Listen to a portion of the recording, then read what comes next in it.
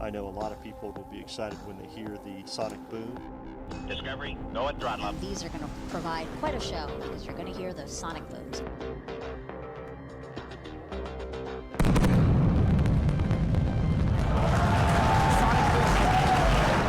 Booster line to make a point. Discovery, go at throttle up. That sonic boom is great for us. That thunderclap broke the sound barrier.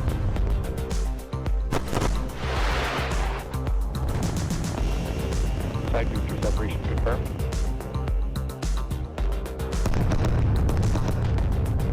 Just heard the two sonic booms here in the room. Booster landing confirmed.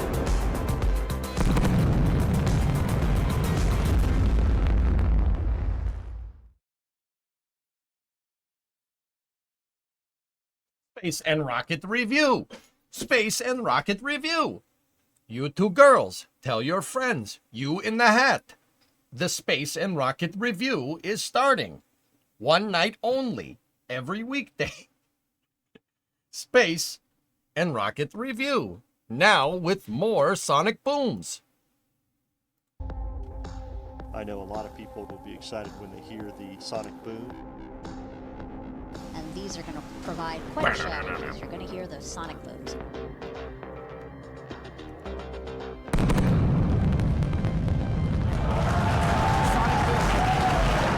Booster line to make a point.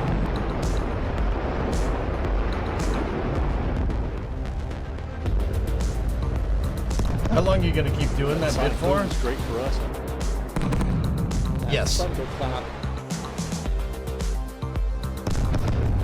broke the sound Have barrier. you guys seen that video? If you haven't seen the video, hold on. We'll start with that. It's a pretty awesome video. I like this one. It's one of my favorite SpaceX cuts, man. I know a lot of people will be excited when they hear the sonic boom. This next shot And these though, are going to right here. provide quite a show because you're going to hear those sonic booms. It's so good.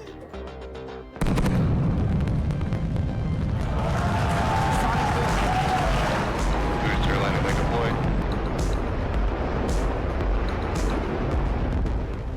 This is not new. Just a good video. That sonic boom is great for us. That thunderclap broke the sound barrier.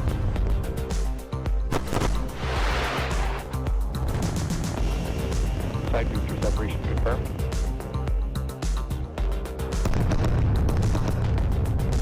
Just heard the two sonic booms here in the room. Oh, it's so good, man.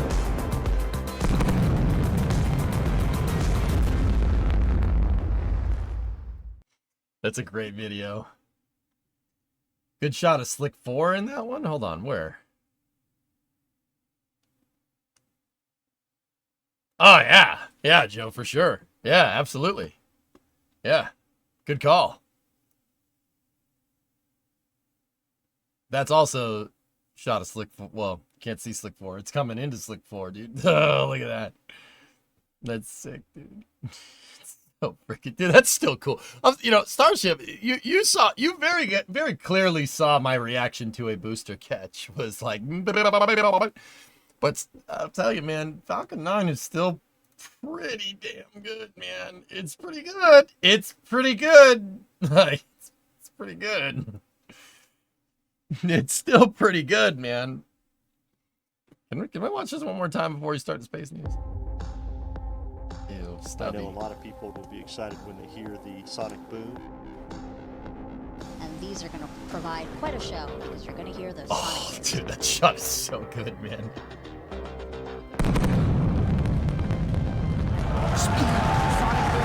Booster line to make a point.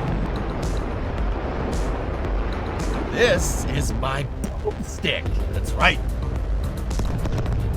That sonic boom is great for us. No, it's not, Ben. That Go away. thunderclap broke the sound barrier. Oh, Side booster separation confirmed.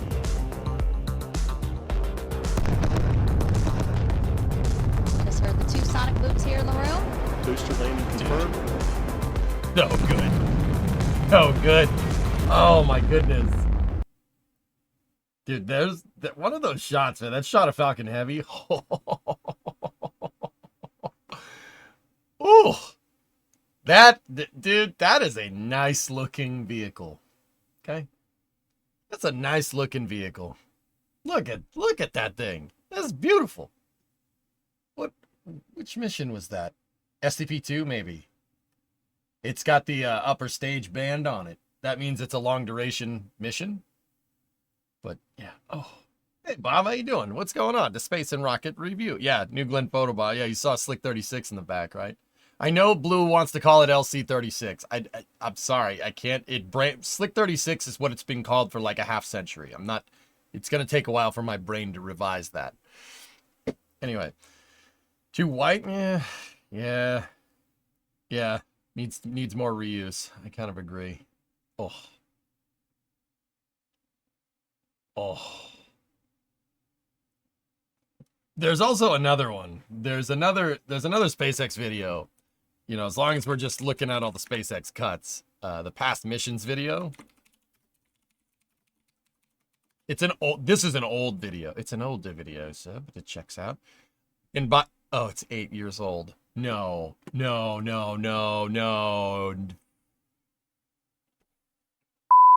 I remember when this came out.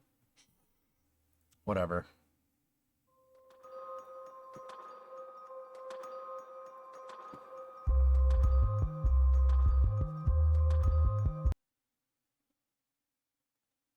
Is it in 4K?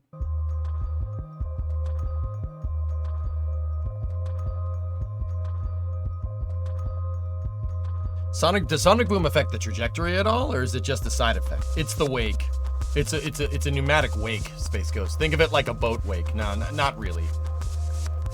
But actually, if you want to learn something, there is something to that. I'll tell you in a second. Just watch.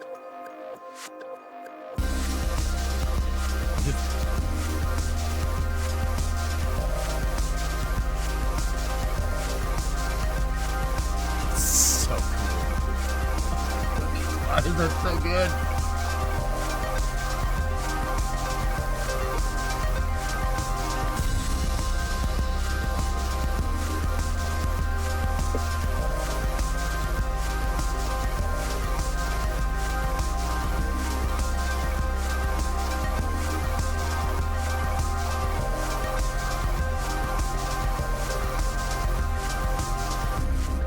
Yeah, that's pretty good.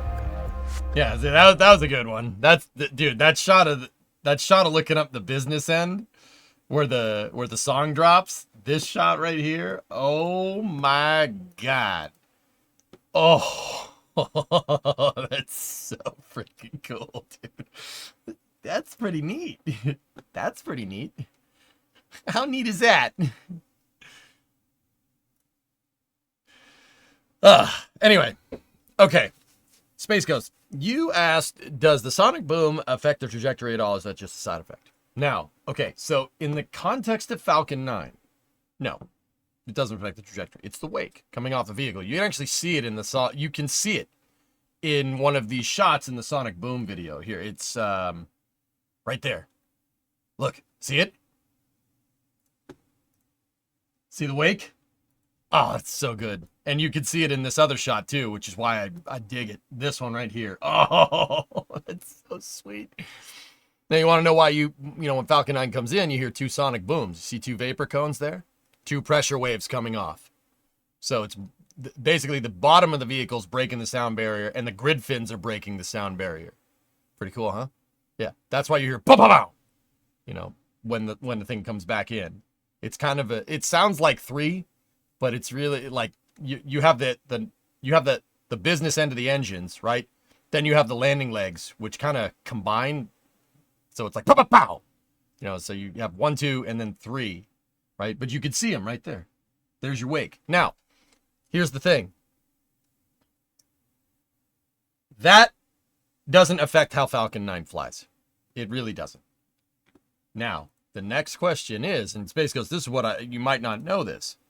Has there ever been anything that has utilized the wake or whatever? Yes, the answer is yes. I know a vehicle right off the top of my head that does exactly this. That takes the wake and vectors it under the wings. That's the XB70. Look. So, that was a good question. So, look at the XB70. First of all, the XB70 is over 50 years old, which is, that does not look like a plane that's 50 years old. Over 50 years old. Yeah. It does not look like it, first of all. It was a really, really good design, and we should have used it. But, yeah, ramjet engines, Kirok, exactly. Yep. That's another good example.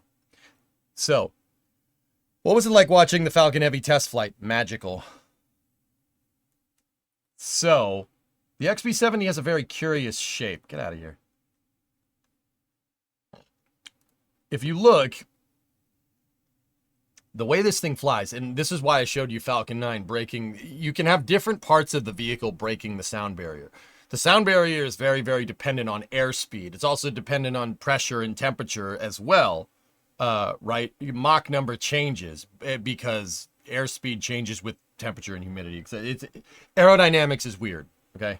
It's weird. But the point to understand here with this is that you can have different parts of your vehicle breaking the sound barrier. If you have some parts of your vehicle breaking the sound barrier and other parts not, that's called transonic, right? So that's 0.8 Mach to 1.2. Because parts of your vehicle will be breaking the sound barrier because the airspeed going over that localized part is faster than the speed of sound. Now, how can like a plane be halfway breaking the sound barrier? Well, think about it like this.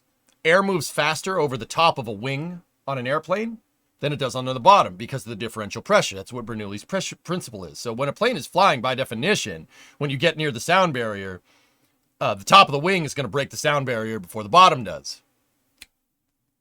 That's why you have a transonic regime. You have subsonic, transonic, supersonic. Now, once you get into supersonic, you start leaving wakes because you're breaking the sound barrier. With the XB70, what it's designed to do is it has basically a split right there between the intakes for the engines. There's 6 jet engines back there. Each intake goes to 3. Right? This thing splits 3 times and goes into 3 jet engines. But right there, see this keel thing? It looks like a keel on a sailboat, right? See the keel right there at the front of the intakes? That's not the word for it. It just looks like a keel. See what that thing does? Or see how it is? What that thing does is it makes a supersonic wake. And at the right speed, right? Because there's nothing out in front of it. It basically has supersonic laminar flow coming at it. So undisrupted air hitting that keel right in the front of the intakes. Now what that does is air gets basically compressed right up against the sharp part of this thing, and it actually gets shot off to the sides, right? It makes the wake that we're talking about. That thing, it makes that, right? That's a vapor cone. It's not exactly the same. If you really want to know, it's the next shot. It makes that. See the waves? What the XB70 does is it utilizes a phenomenon called compression lift. If you look at the XB70 right now, the wings are completely straight. But if you look at the picture of it flying, the outer tips of the wings fold down. They fold down at high speed. Why? What happens is the front of the intake right there splits the wake and vectors the wake underneath the wing. It vectors it underneath the wing, and this thing shoots it backwards. It basically bounces off this wing. The resulting force there, the resulting thing here is that you have insanely high pressure underneath your wings at high altitude. So the XB70 can fly higher. It can fly way higher with a way smaller wing, right? And because the compression lift is making so much extra lift, more of the engines can be focused more on keep going forward rather than, keeping the plane up. If you kind of picture a plane flying at high altitude, it's kind of nose up a little bit because the engines are partially pushing you up, but partially pushing you forward, right? Like picture a passenger, like a 737 flying through the air. The nose is slightly up because some of that engine thrust is being used to keep you up there. Most of it is being generated by the lift on the wings. You do not have to do that with an XB70. The XB70 can put its nose down and burn because of compression lift. So Does it affect the vehicle? Well, it depends. Depends on the vehicle. You said moron. What's up, man? Yeah, L8, this picture on the XB7 of the XB70 is one of my favorites because the XB70 looks like an aircraft. It looks like an airplane that belongs from the 1980s. But look at the 50, that's a 53 F100 right there. Look at the truck. The truck these vehicles don't belong with this airplane. Like, look at, there's a milk truck back there. A milk truck. Who's made a milk truck? There's a B series Mac sitting over there. Give me a freaking break, dude. There's a freaking B series Mac? All right. Like, dude, bro. Dude, all right, look. Look at this. That is sitting behind it. That's a B series. They stopped making those in 1966. Yeah. Okay. Freaking B series. All right. It was replaced with the Ultimate in Mack trucks, the R series. Oh god. That's a sweet ride. Sweet ride, I want it. Anyway, there's a freaking B series over there. That's I think because of the grill, it's a 53 F100. There's a Dodge quad cab over there. That's a really rare truck. Old trucks with a quad cab. And then you got there looks like a Mack R series over there. Like, dude, look at the vehicles don't fit. They don't fit with this. It doesn't look right. Pretty cool, huh? EJ, men had yet to walk on the moon when the XB70 was retired. Ugh. It has some similarities with the F-14 Tomcat. It's just a passing resemblance. The F-14 was made by Grumman. North American made the XB70. Other things North American made over the years. Fun fact, in the 70s, they changed their name to Rockwell International. North American, what do they make? A P-51 Mustang? Good start. What else? F-86 Sabre. Yeah, yep, check. XB70, check. B-1B, B-1A, check. Space Shuttle, check. Apollo CSM, check. Yeah, all of those things are pretty good. All those things are pretty good. North America is pretty good, and Rockwell by proxy, pretty good. It's a pretty good airplanes, dude. What happened to NASA in the 70s to stop all the cool stuff they started in the 60s? Lack of vision. And floppy jowls. Raiden, I am not a crook. I am not a crook. Rah. They are great at making posters. Sure.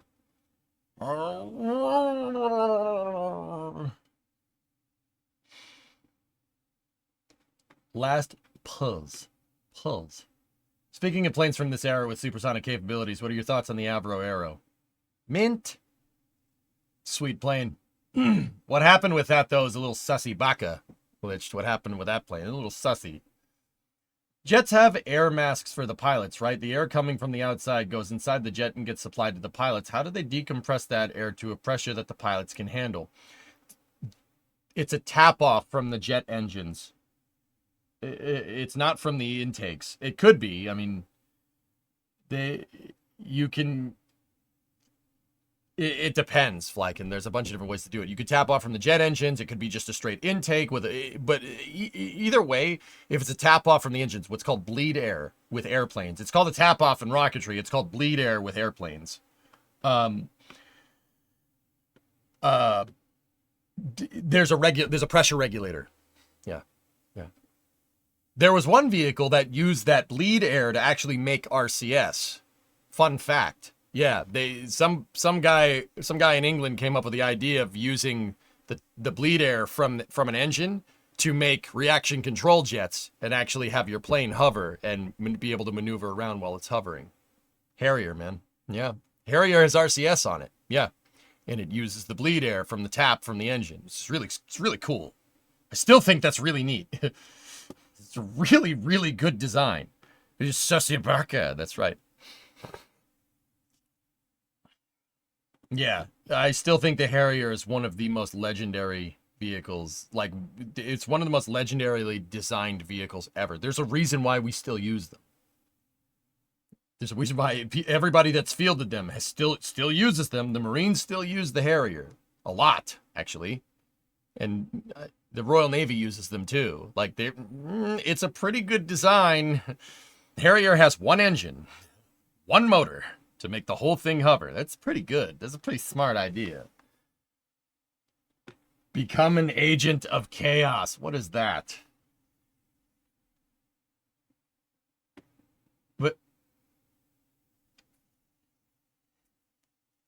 What the funkin' waggles is this? Baron, what? Now, I do have Space News links lined up, but Space Ghost, I thought we'd start it with some knowledge. Knows. What? Now you might lose some brain cells here. Arc, advanced rockets. Space should be routine. Yeah, a lot of people... No.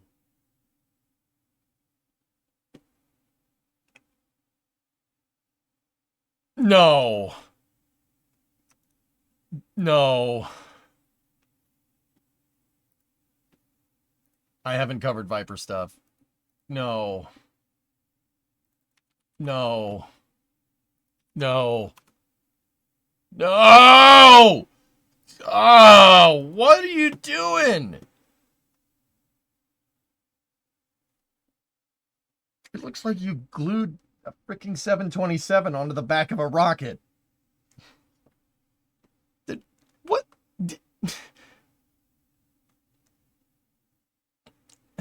What?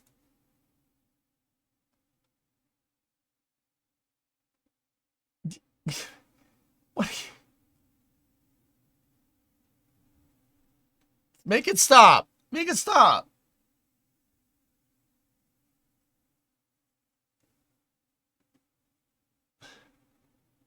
Make it stop.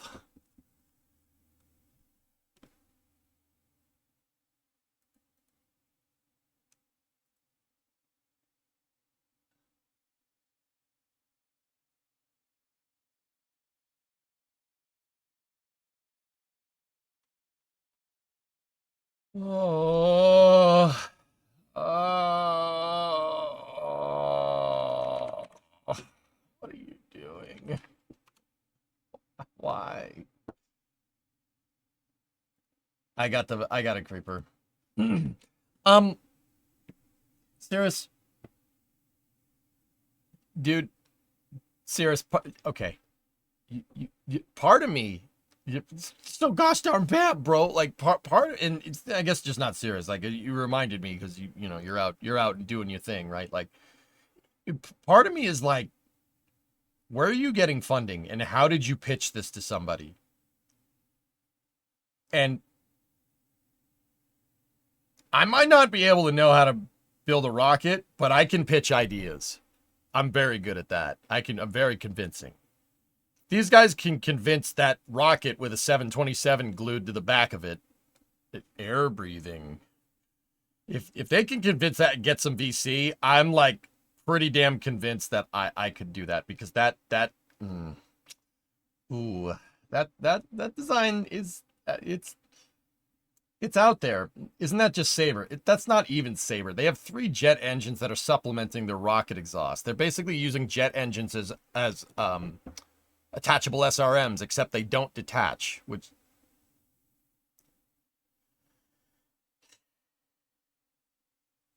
Pitch, jet engines are cool, right? Right? Sell me this pen. Write something down for me. Yeah, but why 3?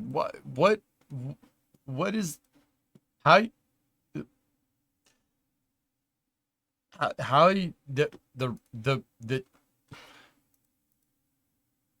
They're not... state or how your engines I can't do this.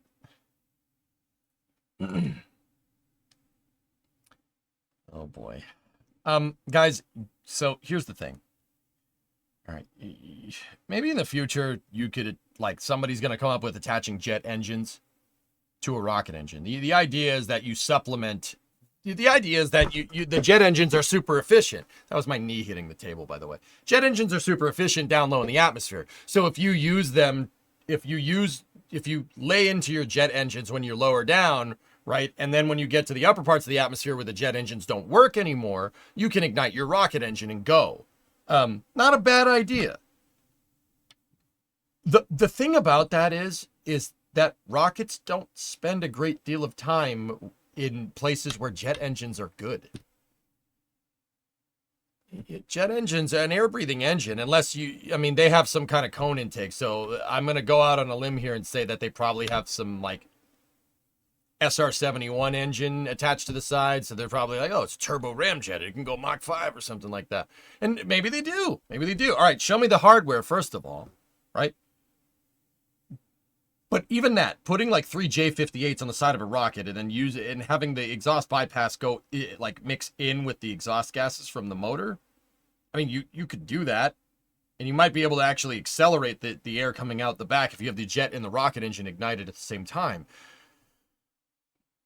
But also, the reason why a J-58 can make an SR-71 go so fast through the atmosphere is because the J-58s on the SR-71 are flying, if this is the ground, they fly this way. This way, not this way. Okay?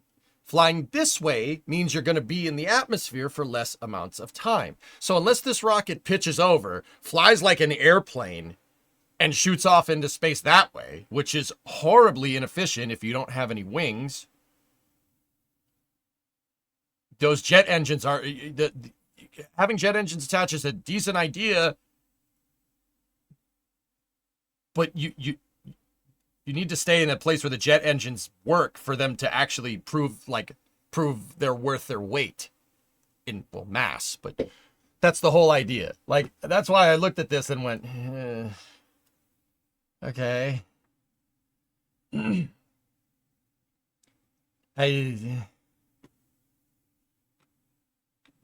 400 flights per rocket, 700% efficiency improvement, $100 per kilogram to Leo. 10 patents.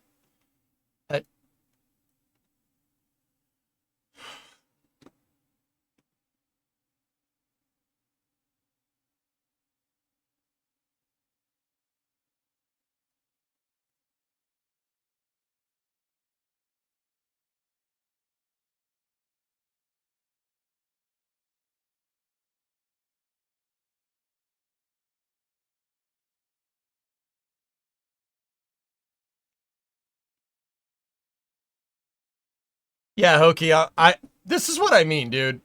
Part of me is like, yo, maybe I should... Yo, let's go get some VC and build a damn rocket. For the love of Jeb. Dude, 700%. Where'd you pull that number out of? Honestly, I'd be curious to see the math. You sure that number's not made up? You sure about that? You sure about that? Where'd you pull that number out from? Oh, 400 plus flights? What, did your computer graphic tell you that? They pulled that number out of the square hole. Yeah, the $100 per kilogram to price point. Yeah, eventually, maybe. What? How long? How much runway? How much runway and funding do you need to get to that price point? Pretty sure SpaceX's multi-bajillion-dollar company still hasn't hit that price point. And they've been trying for 20 years. They've almost hit that price point, though. Discovery, go at throttle up. I think it came from Dr. Evil. Yes. I'm just... 700% efficiency improvement. I don't know. They obviously don't know about plume expansion either. Yeah, well, yeah, what is this? Hokey, this has got to be a variable geometry. There's got to be a variable geometry nozzle down there. It's got to be, like, what is it, a big arrow spike? You can't just take a stock picture of some of a turbofan and just be like, yo, Investors? Possibly you. Now, don't get me wrong. Don't get me wrong. I'm all for new ideas. That's cool. You got to start somewhere. Show me some hardware, and then we'll talk. Until then, nice computer graphics. I can do those too.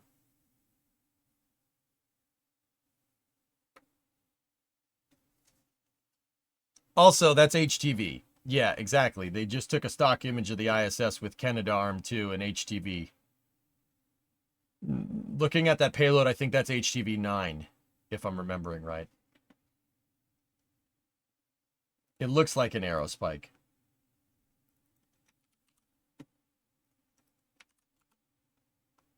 Oh.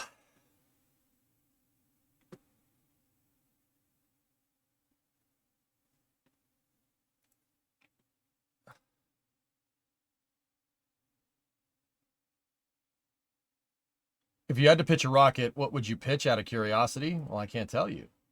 Can't tell you that. Somebody would steal my idea.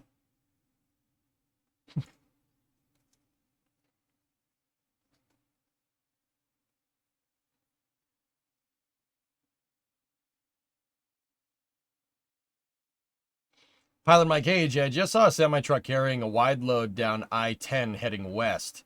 It said NASA Orion heat shield, just to let you know. Oh, yeah? Don't worry about it, Mike. It was broken. It is broken, most likely. That's a pen, not a rocket.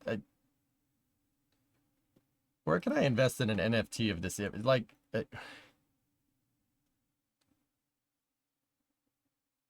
I got here late. Are we trying to reinvent the first stage of a small sat rocket again? Nah, Bill. A viewer brought this to my attention. Advanced Rockets Company. And they have a rocket that basically has 3 SR-71 engines attached to it. And the exhaust from 3 of the turbo ramjets are plumbed into an aerospike.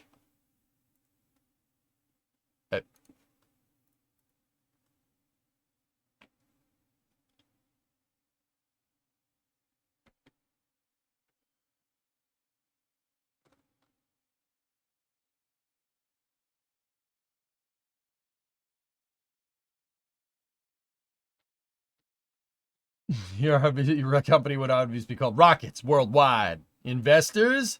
Possibly you. I'm pretty sure Prestige Worldwide was a better pitch.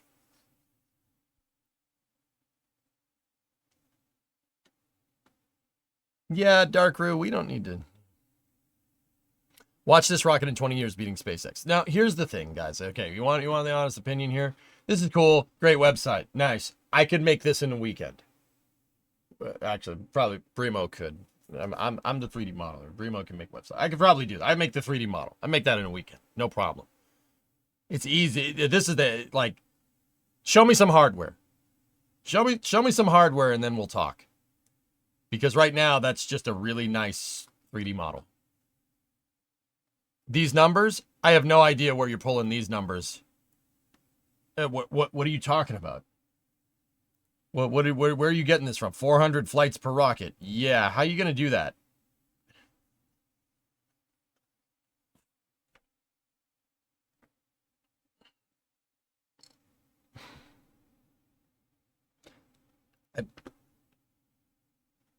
No white paper? I didn't see anything. Faust, I didn't see nothing. Eat Ace?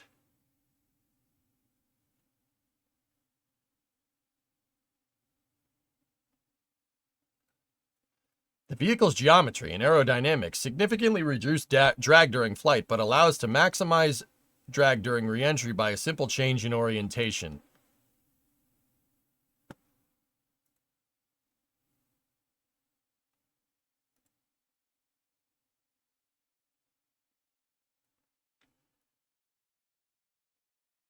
The enormous heat load generated during high-speed flight within the atmosphere is a major pain point for most air-breathing systems. Low drag, combined with our game-changing heat management approach, allows us to sustain flight in the hypersonic regime for long periods without significantly impacting structural integrity or reusability. But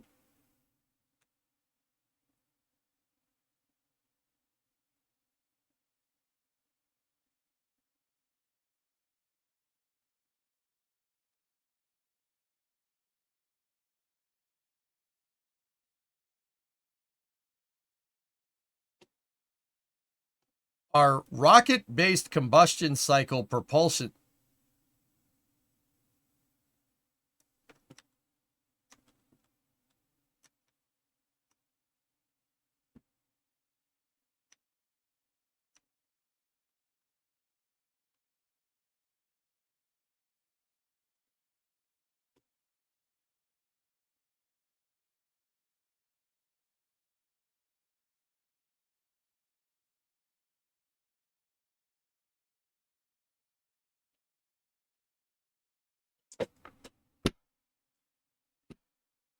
Our rocket-based combined cycle propulsion system. Okay. I thought that said combustion cycle. I got very confused for a second. Our rocket-based combined cycle propulsion system has a unique approach that allows us to use the same system during air breathing in rocket mode. This allows seamless and simple transitions between easy operation mode and massively reduces dead weight. Wait. Our engines will be operational from Mach 0 to 10 with an estimated specific impulse of 1800. Most traditional rocket systems operate around 3. What you're combining the specific impulse of your jet and rocket engines. Nope. That's not nope. That's not how that works.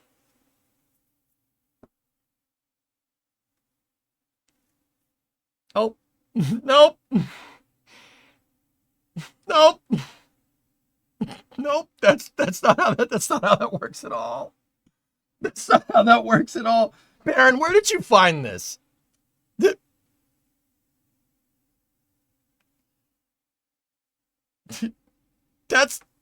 No. I'm trying to come up with some kind of analogy to make that make sense for the people that don't understand rocket science, but okay. Say you have a truck and the truck is flat towing a car behind it. Say you have a pickup truck that gets like 10 miles to the gallon. Okay, it's an old pickup truck, like the ones that I like. And it's flat towing a Prius, okay? You're flat towing a Prius, right? And the Prius gets great fuel economy. You can get like 40, 50 miles to the gallon. That's like saying because your pickup truck is towing a Prius and the truck gets 10 miles to the gallon and the Prius gets 50 miles to the gallon, that's like saying, well, our truck has a combined fuel efficiency of 60 miles per gallon. No, it does not. No, you are 100% wrong.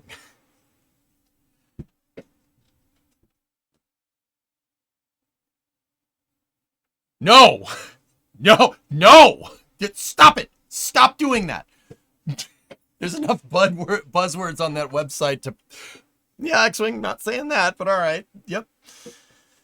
That's not how that works at all. Oh, yeah, also making a jet engine that can go Mach 10. Yeah, no one's done that. No one... That's never happened. I look, I'm not saying it can't be done. Show me some hardware, then we'll talk. Because this is a website that could have been made in a weekend. I'm not trying to be mean. Just, yeah, that's enough of that. I'm not giving that any more oxygen. Maybe the jet engine will work if I did, though. There's footage of hot fires on their YouTube, but not sure of what exactly. We have some hardware, huh? All right, let's take a look.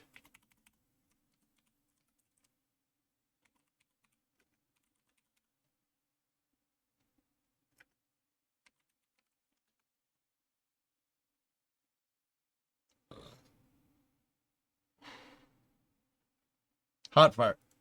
All right, let's see. Let's see some hardware.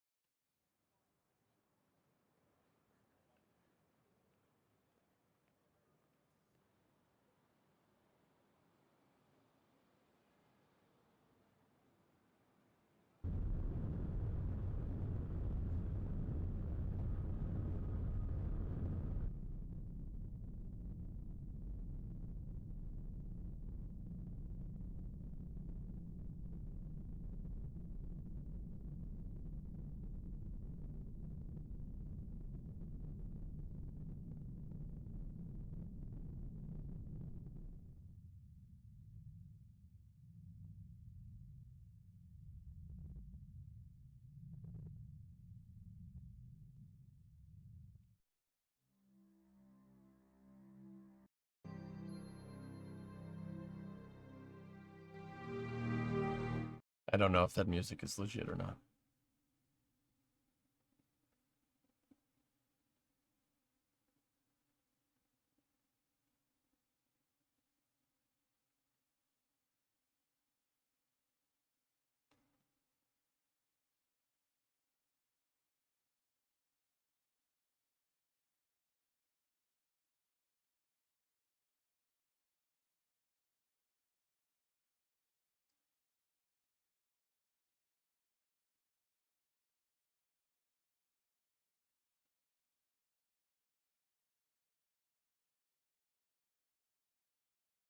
I like this design better than the website design.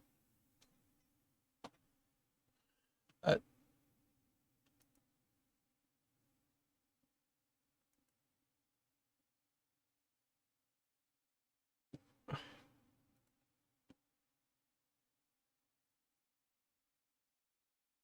give you some insights, Stephen Long, one of their directors, is involved as meta coach at Buddhist meditation healing plan, and his LinkedIn is full of crypto stuff. Their CEO, Athanel Mambalu, is also involved with Power Remit, a digital wallet and exchange with fast-paced crypto and fiat transaction. Okay. Okay, yep. That's enough giving them credit. Here, check out what Rocket Lab's up to. Rocket Lab did more hot firing on their Archimedes engine. Yeah, we're never going to talk about them ever again. Cool.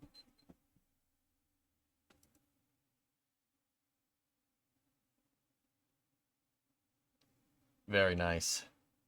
Very nice. Thank God it's over. Don't worry about it, Joe. Very nice.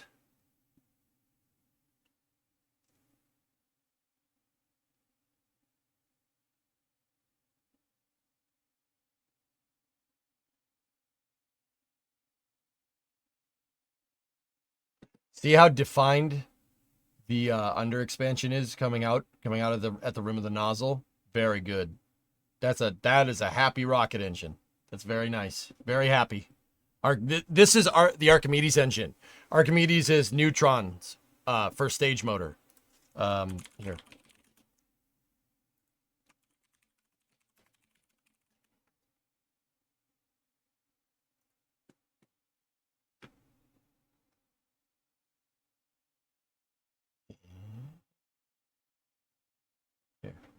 This is from a couple of years ago. Just listen. 7 Archimedes engines propel the first stage.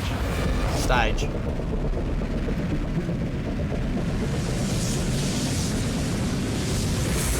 It's because of the ground flow.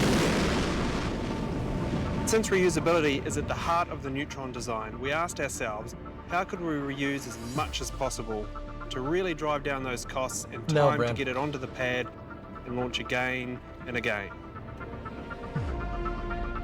The answer is not throwing away the fairings or even trying to catch them. This is outdated. They then switched to open cycle for stage combustion. I'm trying to show people what the rocket does, Erudite, and what it's for, not the plumbing. The best way is to never get rid of them in the first place. Next, we have to control the rocket during re-entry. Yeah, so that's right, Neutron does not land on a barge. It is a return to launch site vehicle. All good, man. So to guide the rocket back, we use the shape to our advantage, just like Electron. We use the atmosphere to do as much work as possible. Small control surfaces called canards at the front make small changes in the trajectory needed to get the accuracy and guide the stage back to the launch site where we started.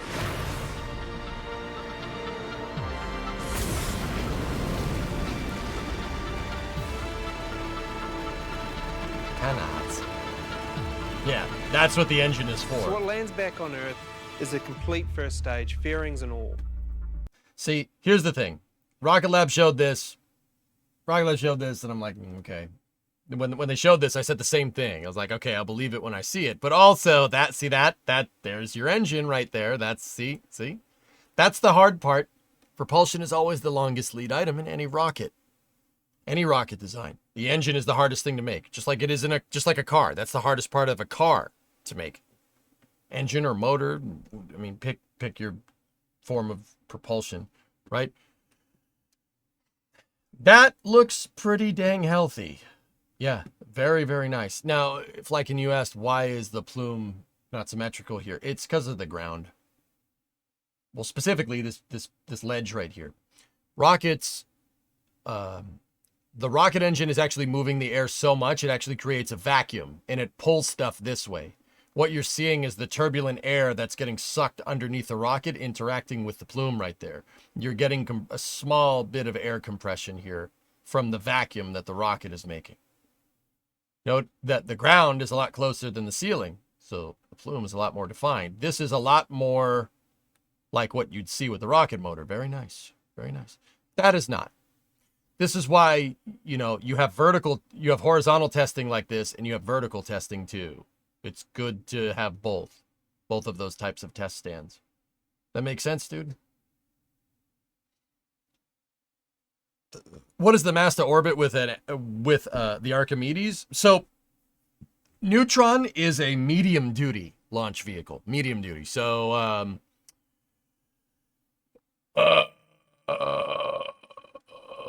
please hold.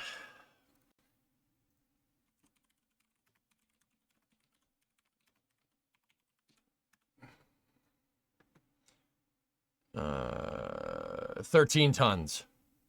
13 tons for Neutron. Discovery, go at throttle up. 15 if you're expending it. So, yeah, I mean, look, the propulsion is the hardest part. This looks pretty good. That engine is nice and healthy. See how crisp, see how clear that plume is defined? See how crisp the shock is? The cone? It's really straight. That's really nice. You could tell a lot about what's going on with inside of a rocket engine by looking at its exhaust. That really gives you a pretty good sign of what's going on inside of the combustion chamber. The more smooth and the more crisp this is, the better. It's very, very defined. That's real nice. That's a healthy motor right there. Real healthy. Defined. Hey, Builder, 27-month resub. So am I correct in assuming it doesn't do a boost back? I'm not 100% sure on that one, Uncapping, to be real with you. I don't know if it, like, once a rounds, it might boost back. I'm not sure. Phil, you saw a post from Mike Sheets that Peter Beck may be the first person to become a billionaire by starting a rocket company. Insane how well they're doing. Oh, interesting. Nice. That would be SSTO. Yeah, it's got to be able to boost back and land because it has an upper stage. Would it? Yeah, Hokey, it's 13 tons with boost back, which is pretty respectable like.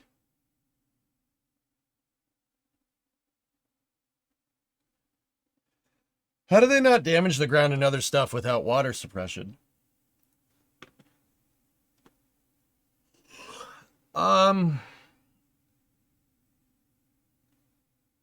If they did spray any water down here, Flykin, at this point in ignition, it would have all evaporated.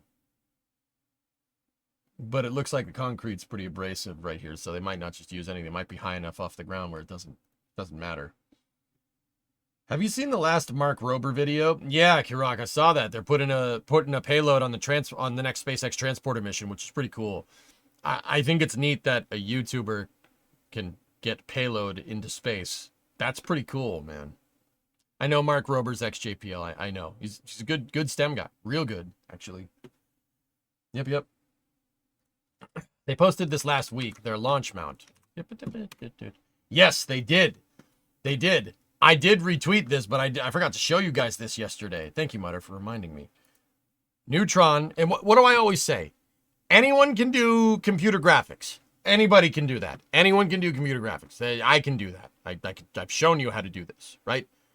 You could say you're going to do this. You could say you're going to do that. You could say you're going to do anything. Where's the hardware? Listen to the people that actually have hardware, that actually have stuff being built. That's the most important part. You could say whatever you want. Talk is cheap in the commercial spaceflight industry. Actually, talk is cheap in the spaceflight industry, period. Right? But look, they got a pad pretty good, man. Here, let's go down here. Let's go to my profile. Check this out. There it is. They're building Neutron's launch pad. There it is.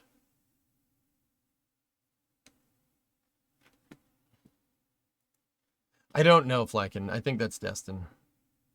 What are those pipes? Sound suppressor pad deluge. Peter Beck actually replied to this, or retweeted it. Here. Rocket Lab. Yeah, see, look, they're also second stage testing. Ow! Why do you do that, internet? Jeez, sorry about that.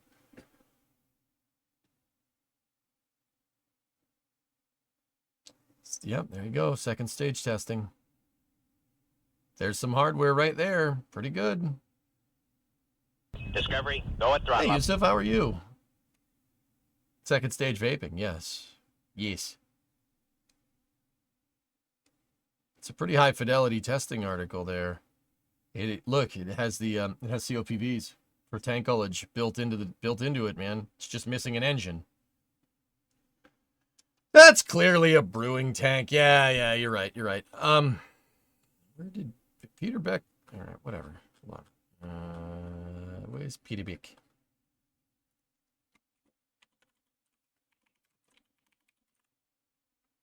Yep. There you go. Not bad.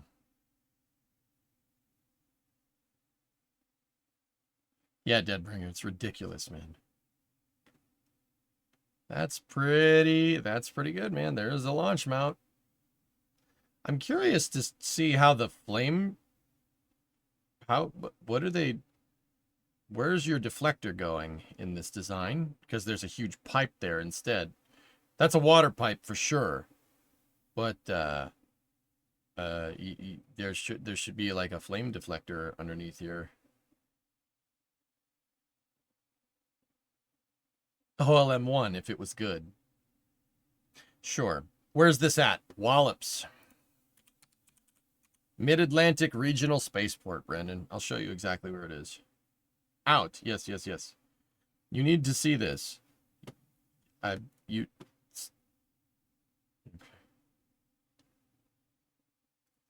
We've seen that already, Baron. Mid-Atlantic Regional Spaceport is right here.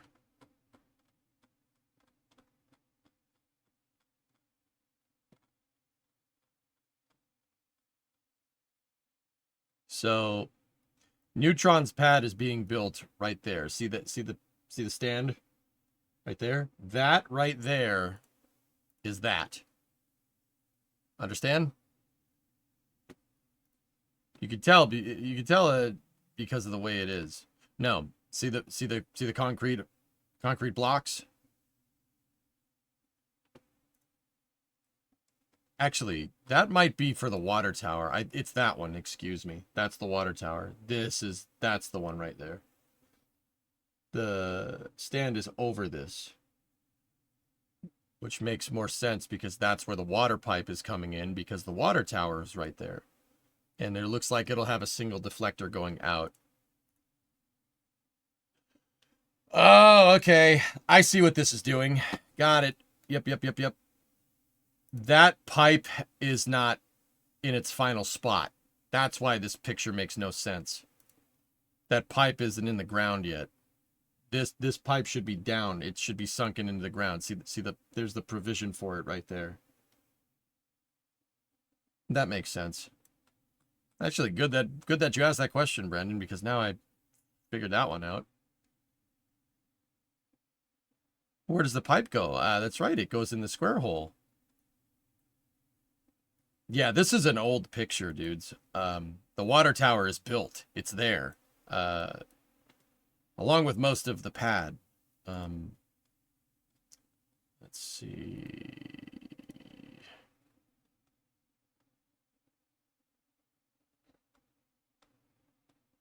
Please hold. all this electron rocket stuff. Yeah, that's the picture that we showed before. There's, that's going on top of the thing that I just showed you, for what it's worth.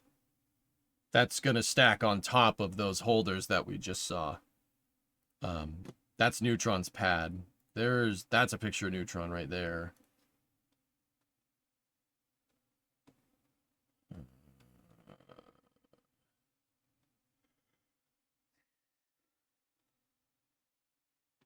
Trying to see if they have any pictures of the dang old pad. What happened to the smooth clean plaid? What happened to the smooth clean pad? I guess they changed the design. Yeah, that big honky piece, that big honking piece is gonna go on top of this. The big honking piece, dude. I can't speak. My brain is broken. Aren't they building that pad in Wallops, Virginia? Yeah. Mid-Atlantic Regional Spaceport, Wallops Island. Yes. Fun fact, the Neutron factory is actually right there. It's not, it's still very much a chicken farm in this picture. Yeah.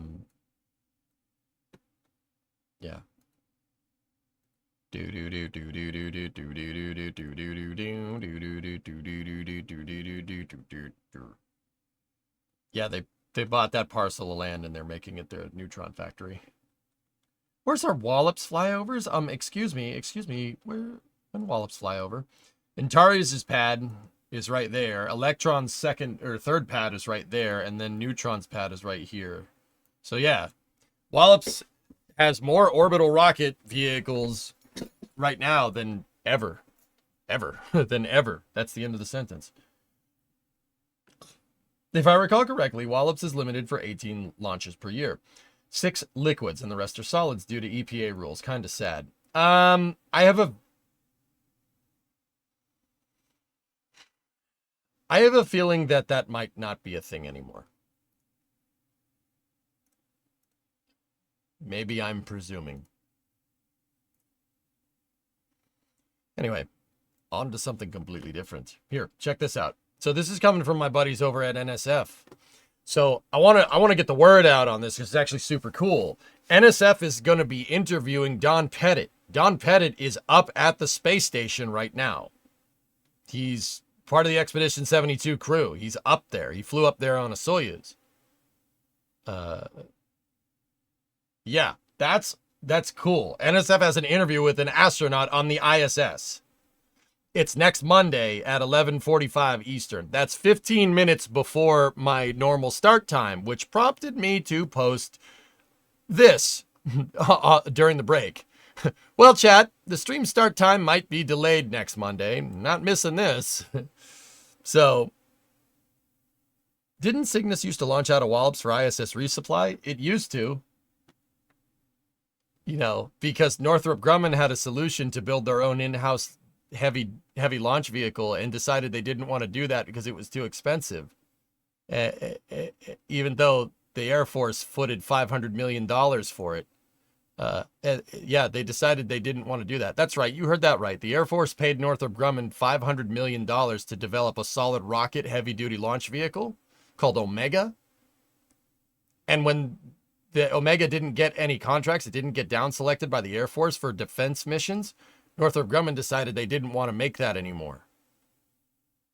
And at the time, they said, don't worry about it. We'll just keep using Antares, you know, the rocket that has Russian engines and a Ukrainian core, first stage.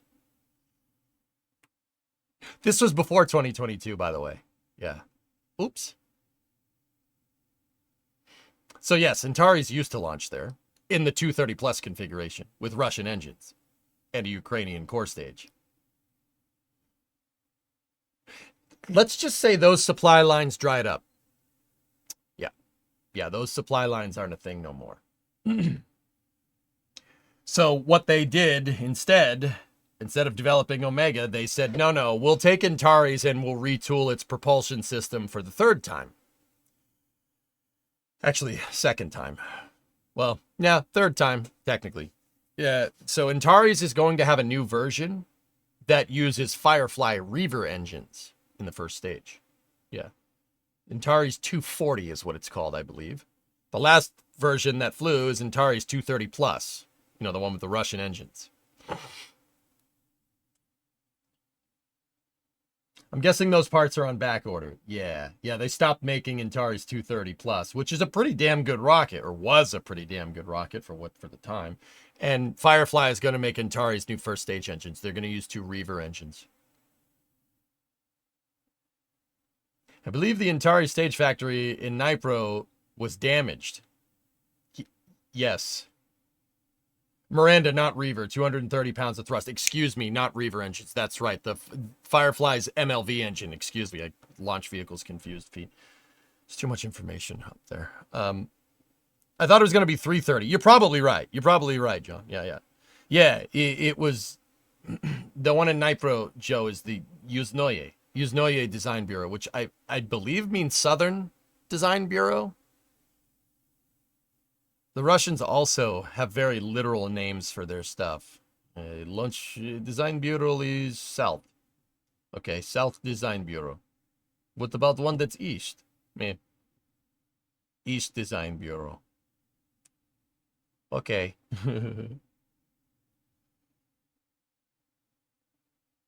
Yeah, Southern. Yeah. What about the Eastern Launch Complex? What should we name that? Eastern Launch Complex. Vostochny Cosmodrome. Okay. For sure. Oh, boy. Antares 330 is the Firefly first stage, Northrop Grumman second stage. MLV is new second stage as well. Yeah.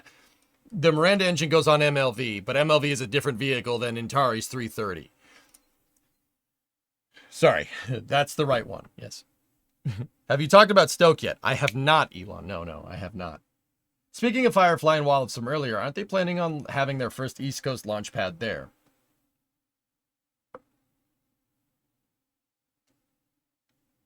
I think so, NG. I think so. No. No, they have the lease on a pad on Missile Row. I forget which one. I think it's... Don't tell me. Shut up. I think it's LC-18. I think. No, can't be 18. 19? 20. Damn it!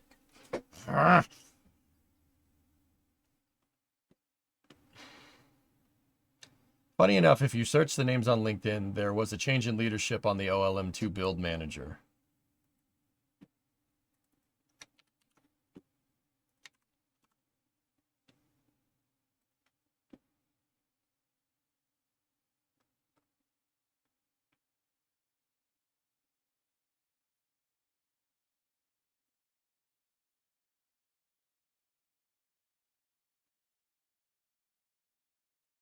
Christopher Bowman and Robert Bulin.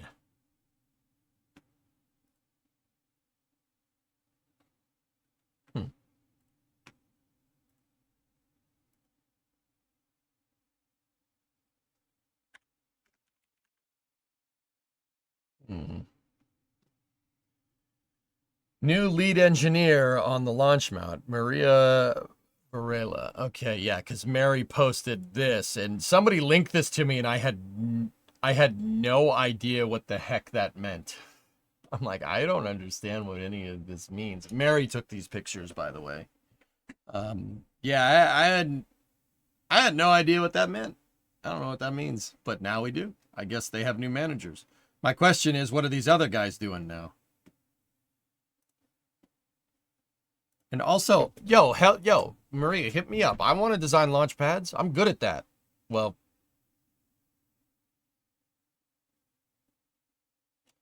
don't tell her about the SSTO pad, okay? Don't tell her about the Freedom Rockets pad. That was a good launch pad. We designed the heck out of that thing. That thing was really good.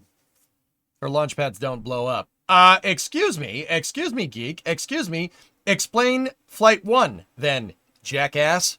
What was that, huh? What was that? Hey, as I recall, none of my pads dug a crater in the ground. Okay? Just saying. Got him.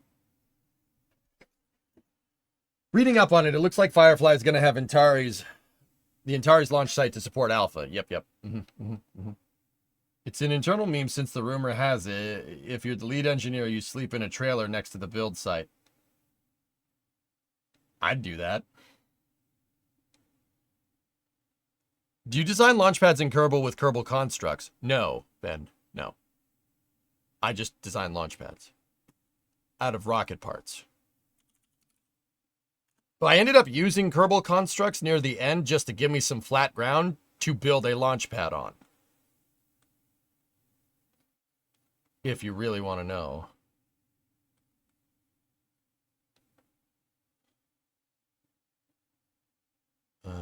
Give me a moment.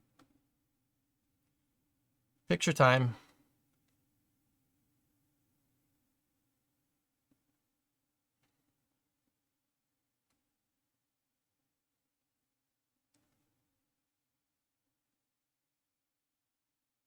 I'm looking for it.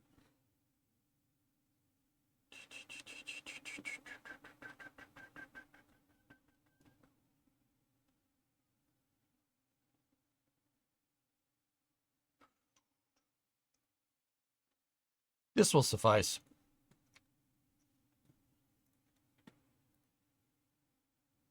What does that look like? Technically, your launch pad didn't blow. I'm sorry, Geek. Wait. You're going into a tunnel. I can't hear you. The signal is bad. Oh, God. Jeez. Oh, look, you're timed out. I can't hear you. You're going into a tunnel. Hey, where you go? Hey, come back. That's rude to leave a conversation in the middle of it. Looks like VC bait. Yep. Yeah. Ben, that's LC-39A. It's launch mount and a Falcon 9-esque rocket. Yeah. Building real life analogs and building stuff in video games, like building the Pillar of Autumn in Satisfactory, is not.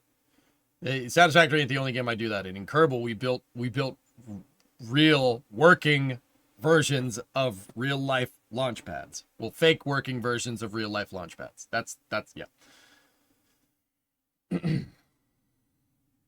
Everything's fine here now. How are you?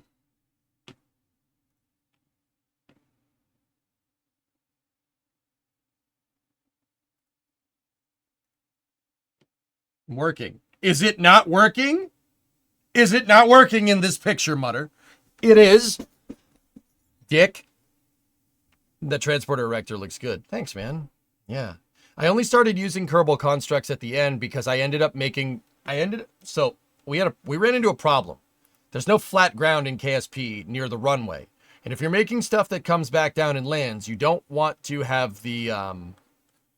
You don't want to have the launch pad in render range, right? Because then your frames go to hell when you're trying to vertically land your rocket, right? Like Falcon 9. Your frames go poo-poo. They're really not great. So my idea was to put my launch pad out of render range of the SPH and the VAB points, so I could land near the VAB on flat ground, right? So that meant the launch pads needed to not be on flat ground. They needed to be far away, right? So, give me 1 second. So we came up with this idea of building plates for our launch pads, basically a launch plate, something kind of analogous to 39A. 39A is up on this big raised platform, right? So we figured out a way to build those in Kerbal. Give me 1 second. I got to open some pictures. So, look at this one right here. Take a look. Open this. So, I put all my launch pads on fuel tanks. We stacked a bunch of fuel tanks sideways, and you made a plate. You made some flat ground for your launch pad, right? So, this gives me room to put the hydraulics in there so you can verticate the vehicle, right? So, the thing is, this thing couldn't bend. It needs to be super strong. So I figured out a way in Kerbal using auto strut and a combination of struts, a combination of regular struts and auto struts to make a pad base plate that was rigid enough to hang it off the side of the runway. Yeah, this is where the horizontal integration facility was. Yeah, you'd tow the stages into these little gaps right here, tow the first stage in, and you can pick the thing up and the transporter erector can move forward. You could slap it down and then it moves back and launches the vehicle, just like SpaceX. Don't get me wrong, it was 2,000 parts and it takes like 6 hours to put a rocket together. I'm pretty sure SpaceX can assemble a Falcon 9 faster in real life than I can in this because of the low frames. So the problem is that this thing is too flat and too strong. If this thing sat on a piece of terrain that wasn't perfectly level, whenever I got near it, it would explode. Yeah. Yeah, it would explode. So, yeah, there's that. There's also pictures of my cars and trucks in here that I totally forgot about. Here's Bill. Nice. So, yeah, that also is a payload changeout facility. Yeah, this is a crane that could pick up stuff and put it in payload bays on vehicles. Yeah. Yeah, I built everything myself. There was one time where it went to space. Yes, one time my pad did end up making it into space. It exploded. I broke the game so hard that it flew into, the pad flew into space. You know. How many frames? No. No, that's how many frames. So yeah, that took a great deal of time getting that right.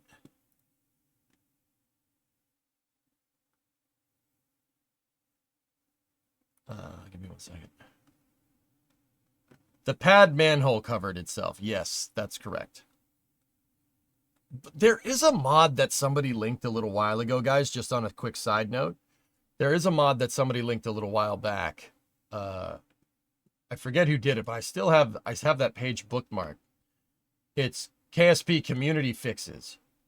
Community Fixes supposedly gives you better frames. So, you know, when we're done building out the pillar and stuff, or at least to a point where the project is to my liking, like we're making good progress, I want to give that a stab just to see.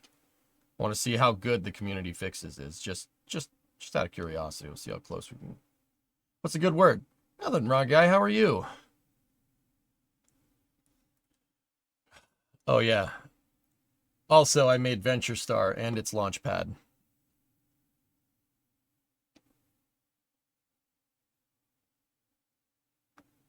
Fully reusable. The vehicle, not the pad. Could never get the pad figured out. Enjoy a later watch your show last night. Apollo Deep Dive stuff is awesome. Yeah, yep.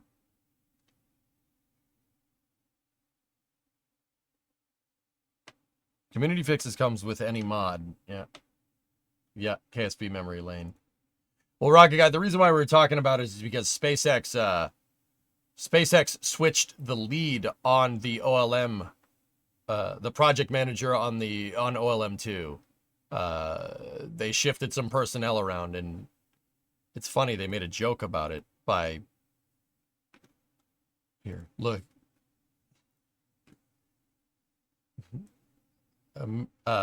Maria Varela, excuse me, is managing the OLM project. Chris and Robert, I don't know what they're doing now, but they hung this thing up here as a joke, I guess.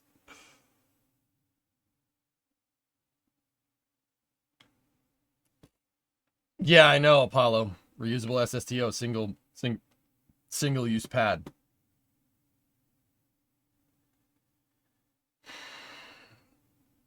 Anyway, Rocket Guy, yeah. I'm sorry about raiding and running last night, dude. I was hungry. I wanted to go eat. What were you working on, man? Anything good? You're still working on that launch vehicle with the GNC all coated and stuff, yeah? Appreciate the raid last night. Did you see the automated rocket landing? I didn't, dude, and I didn't, but when I rated you before, I saw it. I didn't see it land this time, but man, it makes me want to dump. It makes me want to not dump. Makes me want to dump. No, it makes me want to jump back in and figure out KRPC again. I really want to do that. Let's finish the Pillar of Autumn build and we'll figure it out. May I post a clip or now's not the time? No. Post a clip. I want to see it. I'm going to show all these fine people here. Dump.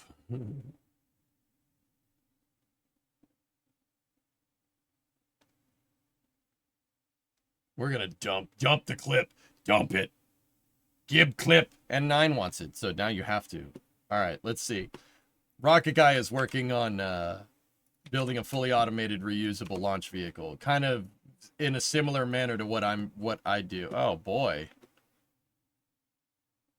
Oh, it's a Hyundai. That's good. All right, let's see what we got here, buddy. It's trying to get there. That's our targeted landing zone right there. Looking good. So that's Rocket Guy over there. All right. Not bad. Coming down right on top. Oh, I know this guy. I've seen him before. Rocket Guy is an actual rocket scientist, Ben. So yeah, you guys should probably go watch his stream. Nice. He's pretty good at this. Note that he's not controlling Stand by this for vehicle. engine burn. It's doing this automatically.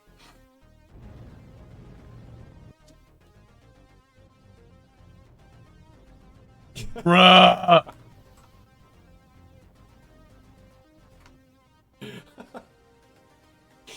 Oh, that's so cool, dude.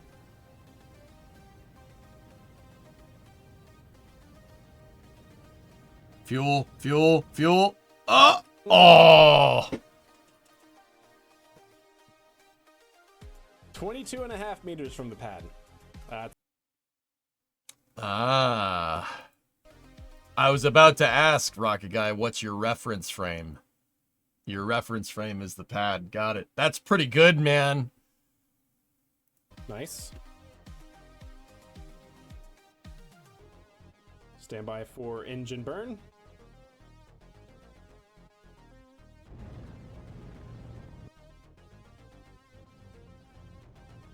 Dude, that's sick. That's so cool. Dude. Uh-oh. So Rocket right there. Take the lock function in your Cal controller, shift it a second to the right, just to be sure. You got to let everything settle and then hit the lock. So, yeah, there's a threshold for the rate for locking it, you know. Or if you didn't, there you go. I had that problem on MLV. That's pretty damn good, dude. Oh, that's not bad, chat. It's pretty good, man. That's pretty good.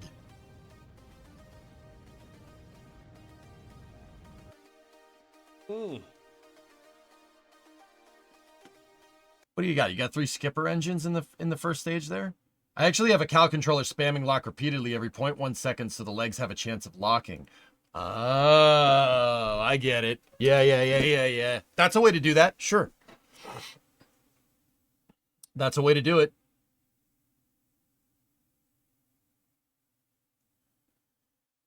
That's cool, dude. Can I watch that one more time?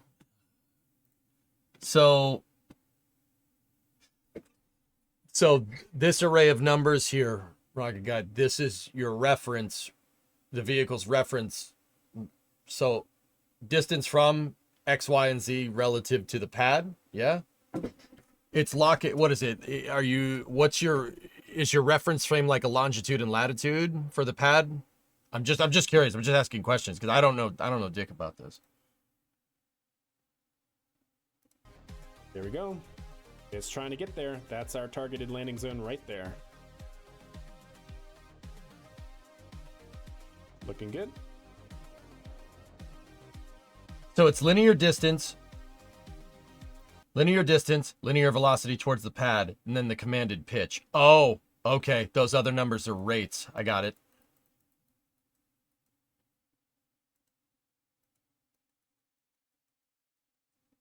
or no, it wouldn't be commanded. That commanded wouldn't be rates, right?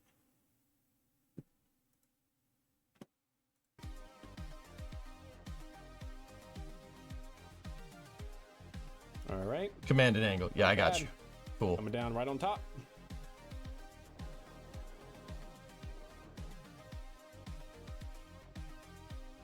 I really hope this music doesn't flag. It might. Stand by for engine burn.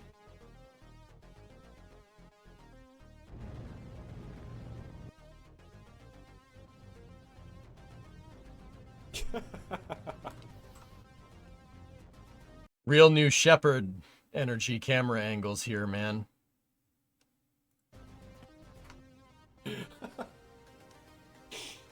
Oh, Sick, it's dude. not bad, chat.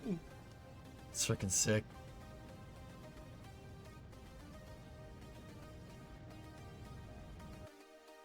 Hmm.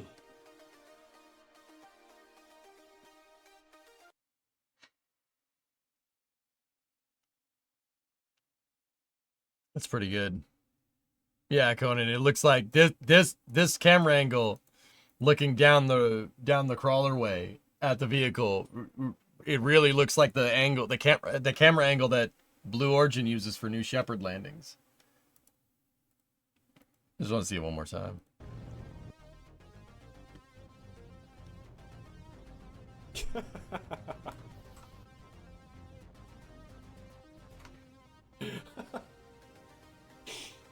Oh, it's not bad, chat.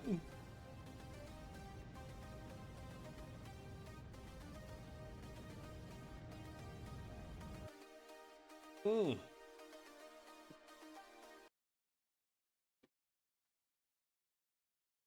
Pretty good, man.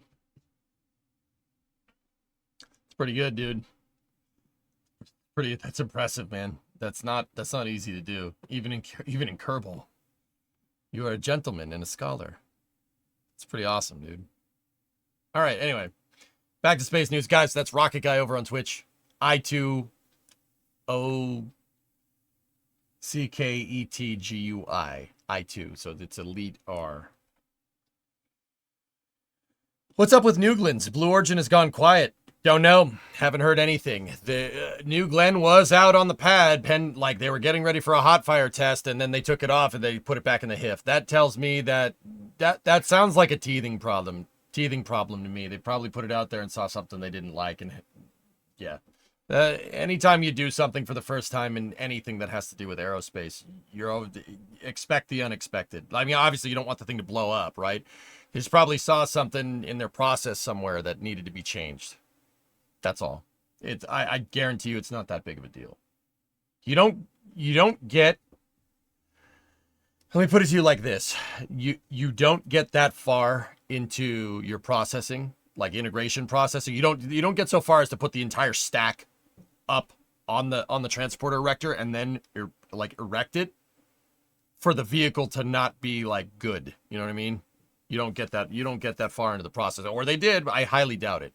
This sounds like maybe an umbilical was loose or something wasn't tightened down or something. Discovery, go at throttle up. And they just want to look over everything to be absolutely sure. You should really, like I said, with your first flight, or first anything, you're kind of expecting the unexpected,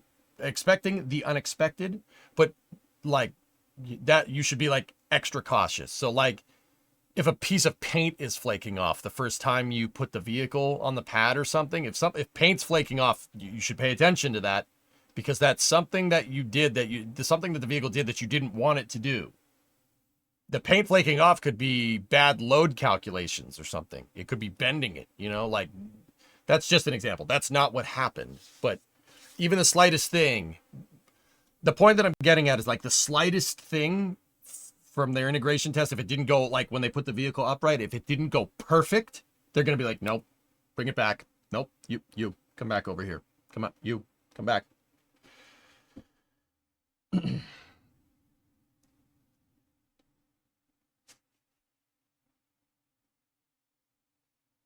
might want to tell Boeing that Starliner comes to mind. Yeah, that's a good example of why you be very careful with this stuff when you're doing testing so it doesn't happen when you actually go to fly it. Just putting it out there. All right, so there's a new tweet from Rocket Factory Augsburg. What are they up to? Day 3 of our Rocket Factory Augsburg Advent, or RF Advent. No, don't even think about it. This Helix will not lay under your Christmas tree. After we carried out the first stage hot fire test with our 4 Helix engines, the remaining engines had to be retrofitted. To do this, we have a working platform in the launch stool that gives us access to the engine bay of S1 and a crane that can be used to lift Helix engines up to the stage, for example. Practical. It's like a rocket engine is on a little cart. It's on a little cart.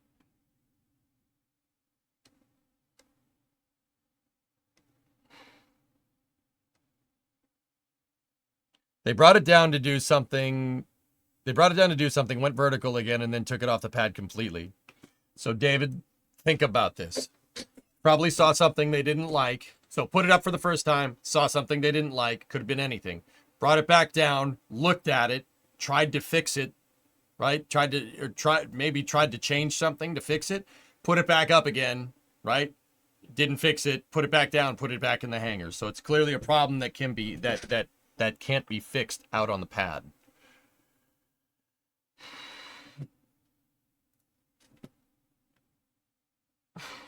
Yeah, I like RFA a lot. RFA is cool. Yeah.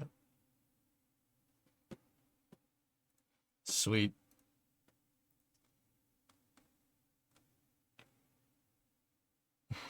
The first question. Can I have it under my Christmas tree? We thought we had made ourselves clear. Turbo Team 1. It's still funny, dude. Engine goes, that's right, the engine goes on the square cart. I'm actually traveling to Augsburg next week for work. Sadly, nothing RFA related. Go knock on their door. Be like, yo, what's up? Give me a postcard. They might do it. So, this is coming from a company called Cesium Astro. I'll admit I've never heard of this company before, but check this out. Yo, EJ sent me here. Don't say that. I don't think they know who I am. All right. Anyway. Ask for an engine. Yep. So, Cesium Astro. We are proud to collaborate with Axiom Space on communication tech for their AXEMU spacesuits, empowering astronauts and enhancing mission success for the Artemis campaign. Unleashing information from land through lunar with full mission communication solutions. Interesting. That is the spacesuit that astronauts will use to eventually walk on the lunar surface again. Axiom is the prime contractor. Well, they're not the prime contractor. They commercialized the spacesuit, so they're making the AXEMU. When is the next Axiom mission? Yes? Looks like this company primarily makes radios for satellites. Yeah, that's what it looks like.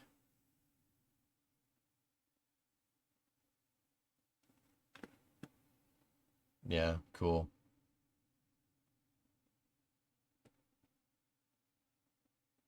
I saw Kerbal on the Twitch thumbnail, so I clicked what happened. We were watching Rocket Guy land his booster. Would look good with a Canadian flag.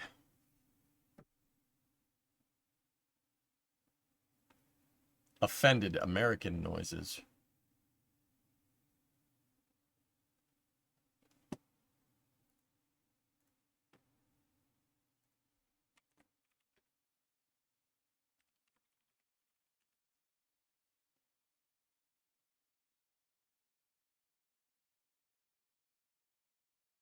Hang on one second.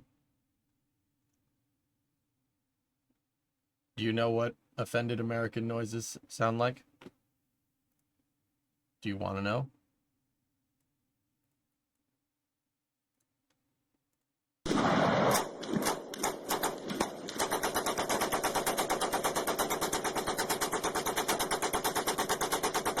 Get some! All right, anyway.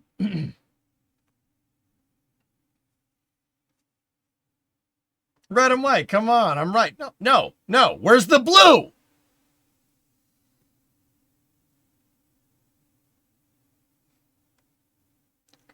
The blue, what's the matter with you? Isn't that right, Rambo? All right.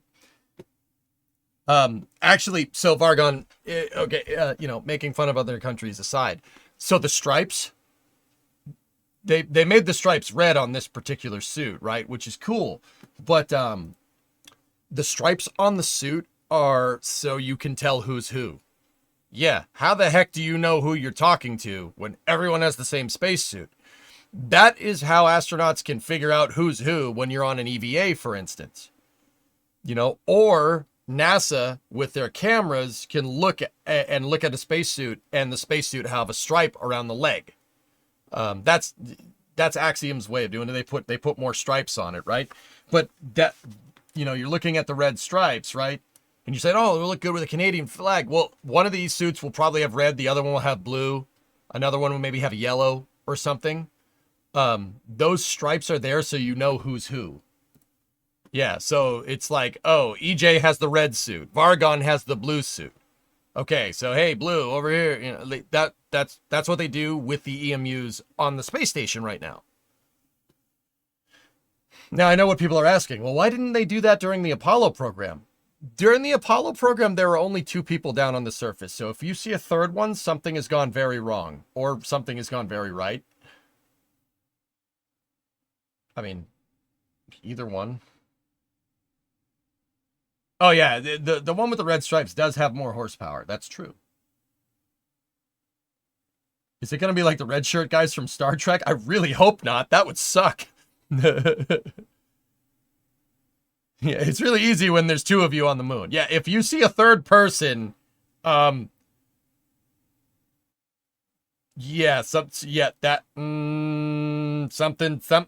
gone a little weird.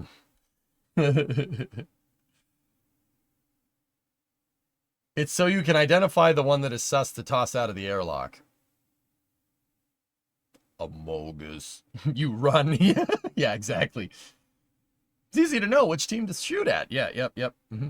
The guys with the red striped suits are going to drive up to you in the Chupa thingy on the moon.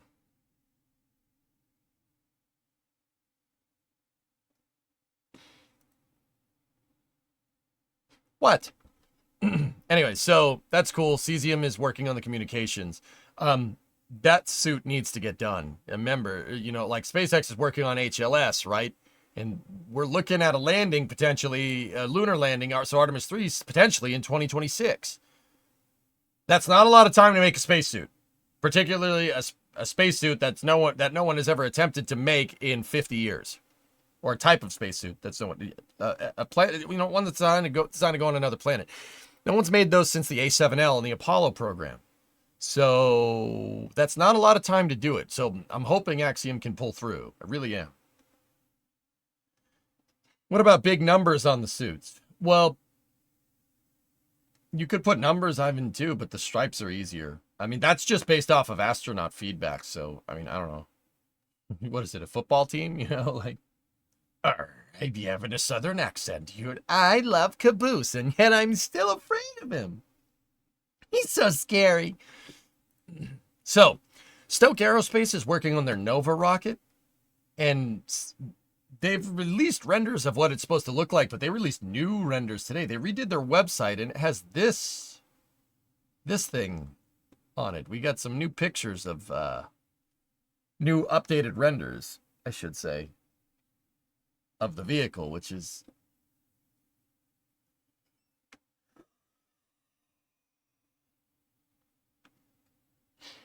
I'm just saying, in case there are like more than 6 astronauts and you run out of bright colors. That's probably not a bad idea, Ivan, because in the future you're going to need to. But, okay, hold on. You're not wrong. The Apollo program did something like that. Only not numbers. They just put the name of the person on the suit. So Neil had a suit that said Armstrong on it, and Buzz had a suit that said Aldrin on it, right? So customized suits aren't necessarily, you're not necessarily wrong, Ivan. The reason why they switched to using colors with the EMUs, right? The reason why they did that was because the EMUs are reusable. It is a reusable suit. And the suit, the EMU has two pieces. It actually joins together at the belt. You have 3 sizes of legs. So you have large, medium, and small, like pants. And then large, medium, and small, like torso, the upper part, right? So large, medium, and small torso can fit with large, medium, and small pants. You could have like large torso, small pants and boots, right? They keep the EMUs up on the space station. So if somebody was EVAing like 2 or 3 months ago that has since come back down, and now on the ISS they need to go outside and EVA, they're just going to use the same suit. They have just different permutations of EMUs up there, large and a small, or a small and a small, or a small and a large, right? They're reusable spacesuits. That's why they switched to colors, right? That's why they switched to using the colors and stuff, instead of like having your name on the spacesuit like during the Apollo program. Now, that's not to say that numbers wouldn't be it wouldn't be a good idea in the future. I think that's a good idea.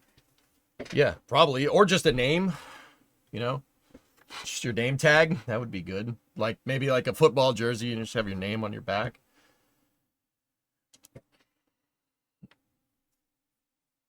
But yeah, they're a little bit on spacesuit extravehicular user interface or user experience. Color seems like it would be easier seeing a camera than a number. That's the other reason. Because it's not just so you can recognize who you're with. It's so mission control can see you and know who that is. My pants name is Larry. Okay. Those EMUs are having problems lately. Yeah, that's what happens when you have a spacesuit that's been used hundreds of times. It's old. Anyway, back to Stoke. But yeah, Ivan, that's not a bad idea. Eventually you want to go to numbers or names or whatever. I would just, numbers would probably not be a bad idea. Numbers with a stripe, maybe. I don't know. We'll see. So, we got new renders of Nova here. They definitely have changed a little bit with this. But what Stokes... Dude, this second stage is so weird. The rocket engine is part heat shield. Yeah, in Stokes' design. If you look, their second stage engine is heat shield shaped. Because their second stage is reusable. They have a fully reusable fairing that opens and closes, right? And deploys its payload. Second stage re-enters, and if you look, your second stage is capsule shaped. And your engine is heat shield shaped. So it should theoretically come back down and then just VTOL and land, right? Now, Nova has a first stage, full flow stage combustion cycle engine using LNG and LOX. And they're going to have seven of them in the first stage with 3 landing gears from the new render here. It's funny because they call it LNG and they call it liquid methane over here. Color can be mistaken depending on the lighting source if there's different colored lighting. I mean, yeah, Aqualex, it can, but yet we're here and NASA has been using color stripes on their spacesuits since like 1981, maybe. I mean, yeah, it can be mistaken, but clearly that's the solution that they went with, dude. Like, I don't know what you're trying to say. I mean, I'm just saying that's what they've been doing for 40 years. You know, there must be some credence to that. Yeah. I mean, if it was me, I'd just paint big numbers on people's backs. So you're using Spacesuit 2 or Spacesuit 3, you know.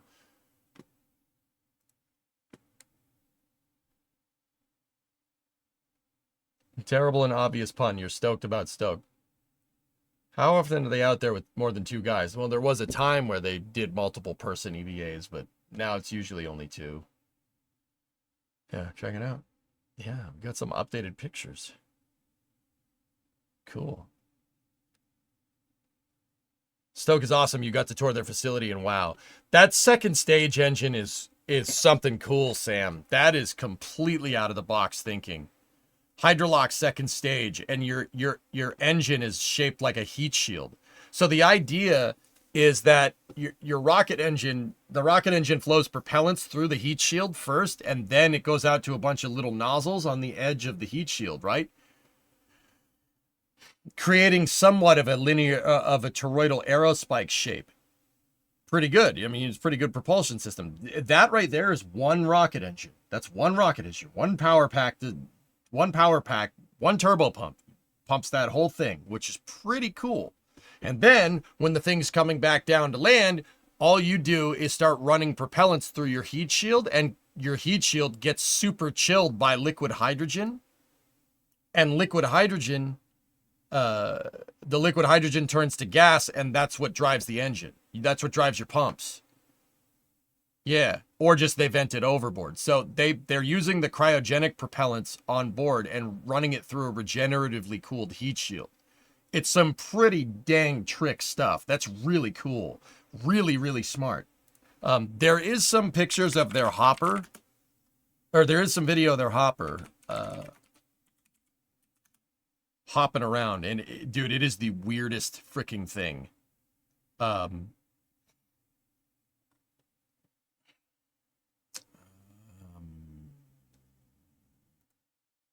Excuse me.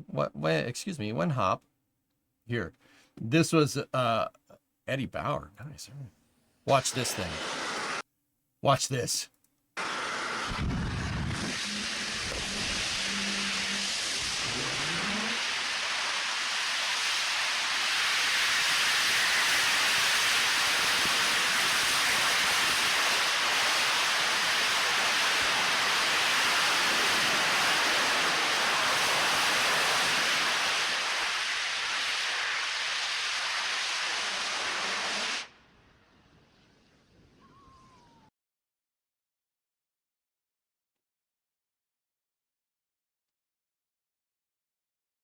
Man, that Instapot really took off. Yeah, no roll control on this test article N9. But I'd like to point out that this thing actually just pitched over and landed somewhere else. This has no gimbal. There's no gimbal on this. Each one of the nozzles on this rocket engine can open and close. So they can modulate thrust in lieu of thrust vectoring. That's what makes that thing so ridiculous. You can modulate your thrust. So like they can shut off one of the exhaust pipes on this side and keep the other side open. It'll make a pitching moment. It's actually really, really cool. That just makes this, even this like 30-foot hop, that makes that all the more impressive. One rocket engine is doing that. That's one motor. Okay. Yeah. So that's what Stoke's working on. They haven't, that was a test from over a year ago. The design has been refined a little bit, but yeah, that's the idea. Yeah, that's pretty good. Yeah, none. Yeah, that's pretty neat, man. That's pretty good. How do you even cool hydrogen? How do you even cool hydrogen to the liquid point temperature, because nitrogen is only minus 192. Hydrogen's is a liquid at like minus 270. It's minus 270 C, I think. It might be 268, somewhere in there. It's like at 5 Kelvin or something. It's not a lot. How do they do it? A really, really powerful refrigerator. That's the quick answer. So how many valves per engine? I don't know how many nozzles it has. I think it has 16, I think.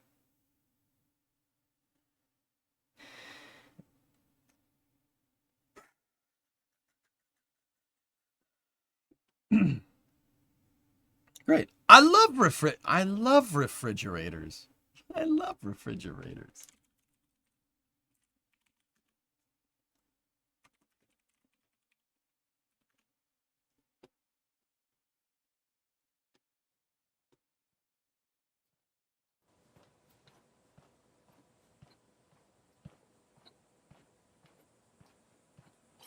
I love refrigerators.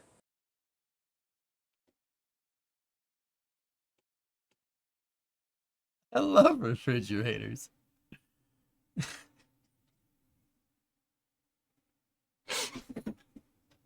Yeah. Yeah, he does. He really does. He's so happy. They are pretty dang cool.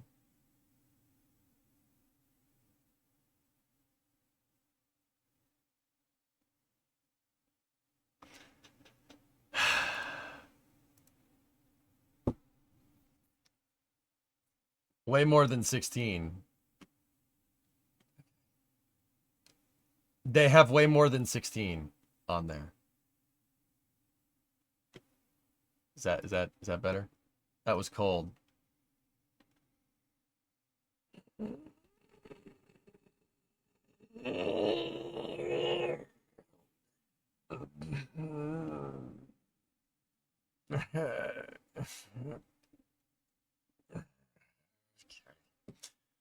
All right. Where's the Neil deGrasse Tyson thing? Let's talk about that now. Unhappy streamer noises. Hey, Shmamaron, what's up? What's new in space? The sky. No. Shmamaron, I'll tell you what, I can get a good look at a butcher by sticking my head up his butt, but I'd rather take the bull's what? No. I'd get a good look at a T-bone by sticking my head up a butcher's butt. No. It's got to be your bull. No.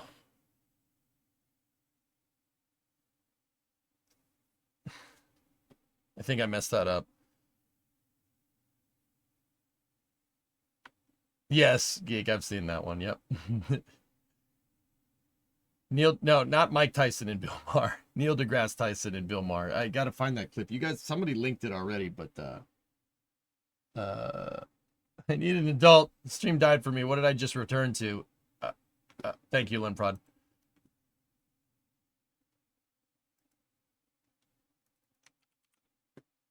Thank you. Here, I want to show you guys this. How soon could No, Elon? shut up.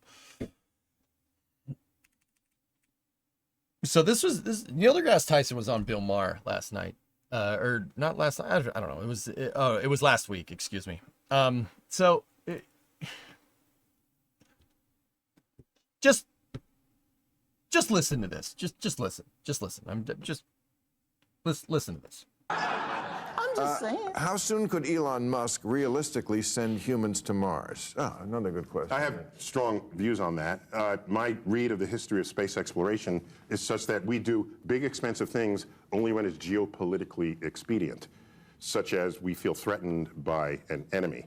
And so for him to just say, let's go to Mars because it's the next thing to do, what does that venture capitalist meeting look like? So Elon, what do you want to do? I want to go to Mars. How much will it cost? $1 trillion.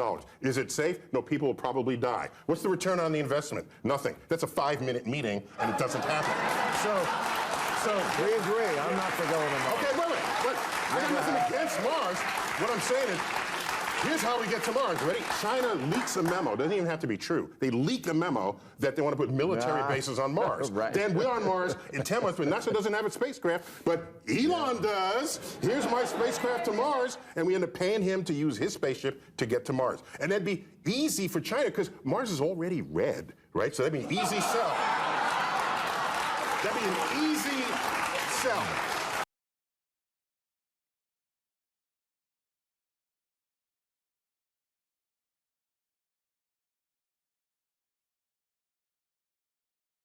Jeez, what's up his butt? Nothing. I said talk shows are good. Can we start the story now?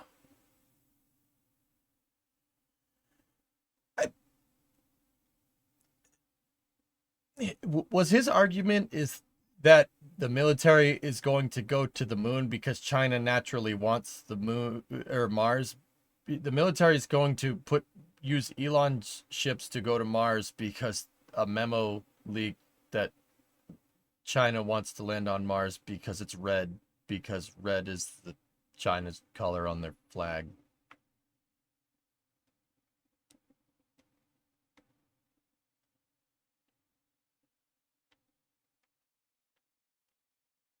Is that? I think he's joking there. Yeah. I know. I'm just okay. It's a great joke. So, I wanted to talk about. Okay, all right. Serious time. So I want to talk a little bit about that. All right. I wanted to show you guys this because it's. I don't like that at all. That is not that. Where do we start here? So he said that NASA only does things when it's politically, it's geopolitically expedient, i.e., a space race or some national goal, etc., etc. Right? And I don't necessarily disagree with that, to be honest with you. That part I don't disagree with. The thing about the geopolitical situations definitely do speed up the process. The Apollo program is an example of that, right? Yeah, that part's right, at least until this point in history. But where he's losing me here is that part that he said right after that. Okay, so once again, jokes aside, did I hear that right? He said that Elon won't do it because there's no return on investment. That was the gist of it. Did I hear that correctly? Like, I just want to back up. Just want to be absolutely sure I heard that correctly. Views on that. My read of the history of space exploration is such that we do big, expensive things only when it's geopolitically expedient. Yeah, that's fair. Such as we feel threatened by an enemy. And so for him to just say, let's go to Mars because it's the next thing to do, what does that venture capitalist meeting look like? So, Elon, what do you want to do? I want to go to Mars. How much will it cost? $1 trillion. Is it safe? No, people will probably die. What's the return on the investment? Nothing. That's a 5-minute meeting. And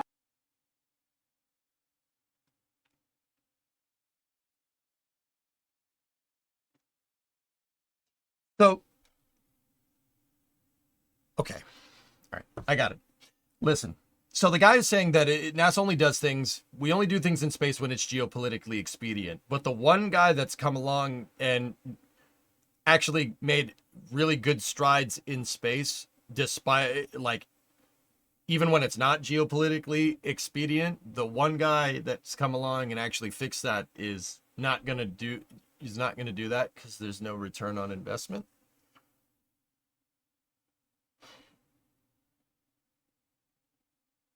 I think the point where he says expedient, everything after is a joke. I don't.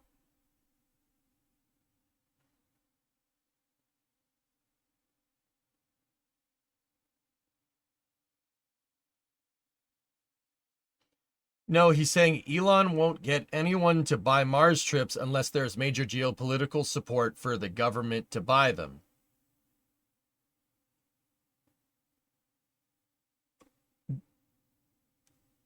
But not necessarily, John. He was really building the argument for the very real possibility that Elon will introduce all sorts of conflicts of interest, and this administration will let him. Conjecture, extreme conjecture, weather guy, and you know it. Venture capitalists will see no return. Yeah, RB, we could make this. You could make the same argument about Falcon 9. Falcon 9, everybody, I mean, in fact, people did. I was here. We were streaming. Everybody made the argument that making Falcon 9 reusable makes no sense. It makes no sense because reusability doesn't make sense economically because the shuttle did it, and the shuttle didn't make sense because it never really worked as reusable, right? And yet Falcon 9 here is one of the most profitable commercial launch vehicles ever devised by man. So what are we talking about here? Like, it's very clear that this guy delivers on his promise. So what's your return on investment? The return on investment wasn't necessarily the launch vehicle, but what comes with it. Falcon 9 is not profitable. I will say this. It's not profitable. The things that it launches is profitable. In this particular case, it's Starship.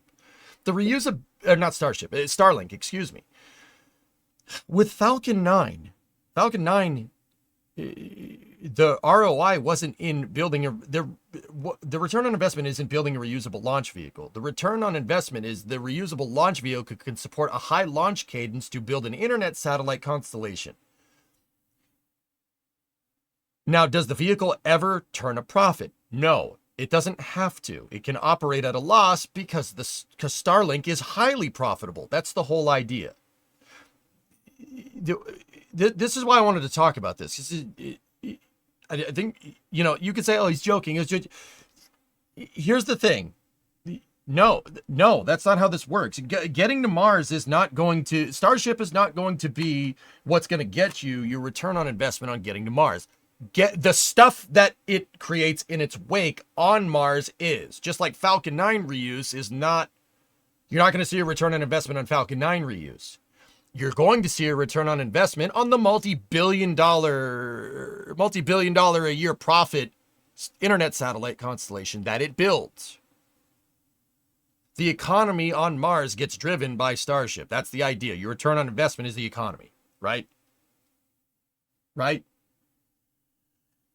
So I don't really understand, like he says that NASA only does things when it's geopolitically expedient, and then the one guy that's not doing things because it's geopolitically expedient, there's no return on investment, so he'll fail too. Wait, what are you talking about? Guys, this feeds into a much bigger thing, and once again, we're kind of in the op-ed hour of space news here. This is kind of my opinion on that. I think he's completely wrong. And not only that, what kills me about this is that this is the mentality I keep telling you guys about. Okay? We have to choose, We only choose to do things when it's geopolitically expedient. Look, when Viper got canceled, and there is some Viper news that I forgot to actually share. I'll share it a little bit later. When Viper got put on the chopping block, that was it for me. I've seen enough. I'd seen enough of this game being played that we have to. Everything that NASA does has to be a compromise because of funding or because of this, because that's ridiculous. It's ridiculous. We shouldn't compromise as spaceflight fans. NASA has been doing that since the end of the Apollo program. And where has it gotten us? It's gotten us nowhere. It's gotten us a rocket that's launched once that has sank $93 billion of tax money. And I'm saying that as somebody that likes SLS. Every time we play this game of, oh, we can do it for cheaper, or, oh, don't do that, it's too expensive, do something else, we end up with a vehicle that's more expensive and less capable. Right? It's ridiculous. Oh, we only do things to reduce it to such cynicism to say that we only do things when it's geopolitically expedient is kind of admitting that that compromise game that we play is just how it is. I refuse to accept that. As a taxpayer, I think as a US taxpayer, that's dumb. That is stupid. I think I contend to say that we should stop compromising. Stop it. We got the space shuttle. The space shuttle's great, but then they didn't give it anything to do. They didn't give it anything to do until the 90s. Program started in the 70s. Right? They didn't give it a plan. They didn't give it anything to do. It was doomed to fail. Right? Okay, great. You made a reusable vehicle. If there's no expediency to launch it all the time and build and use the space shuttle to build a low Earth orbit economy, there's no point in using it. You might as well just go back to conventional rockets, which is basically what we did, right? And then in the 80s, they got Space Station Freedom on the books, right? And that gives the shuttle something to do. That makes this mission good. That we have a satellite servicing bay. We have all these modules that the shuttle needs to deliver, and it needs to constantly resupply the space station. That'll get the shuttle operating on a regular manifest. Oh, sorry, Cold War ended. Nope. Cancel the Space Station Freedom. Here, have the ISS instead.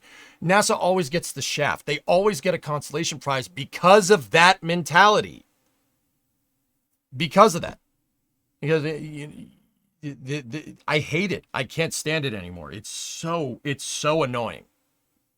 It's so ridiculously freaking annoying. I can't. That's bringing in, getting a little pissed off, right?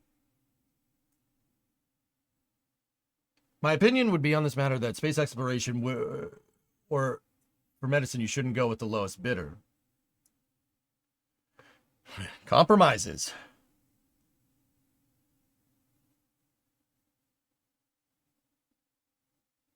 We're in this mess because aerospace companies can lobby senators. Explain the Apollo program, Robofer.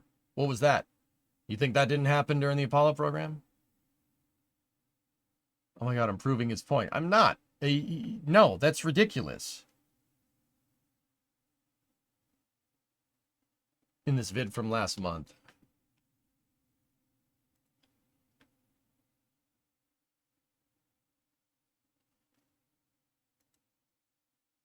He was using that as an example, nothing more. He didn't say that that's what...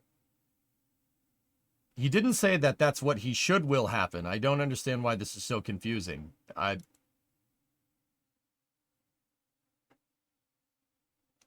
don't get what you're trying to say, Weather Guy. He also talked about making a pitch to funding folks, i.e. Congress. Will Congress appropriate the money for it? Well, we shouldn't have to compromise for it too, but that comes from having a plan. You don't need to have a good plan for the space program just because it's geopolitically expedient. The Constellation program was not geopolitically expedient. That was not done because of some threat in the 2000s. All right? But yet the Constellation program got canceled.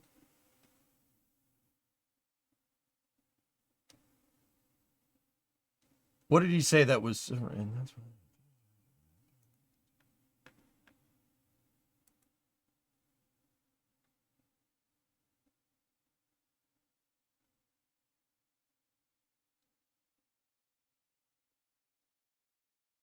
thought it was a joke. I'm surprised he didn't get room for the red comment. Historically, we've only ever done things in space when it's geopolitically advantageous. You were just describing that very thing.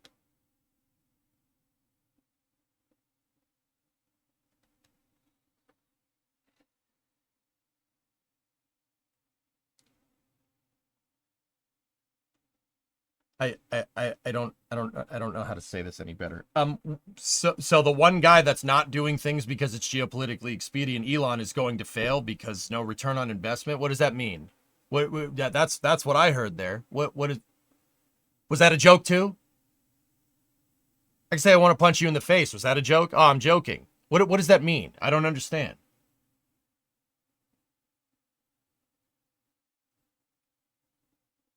You don't think he was saying that Elon would fail or stop, but the opposite, just that the U.S. space programs will drag along until there's external reason to win.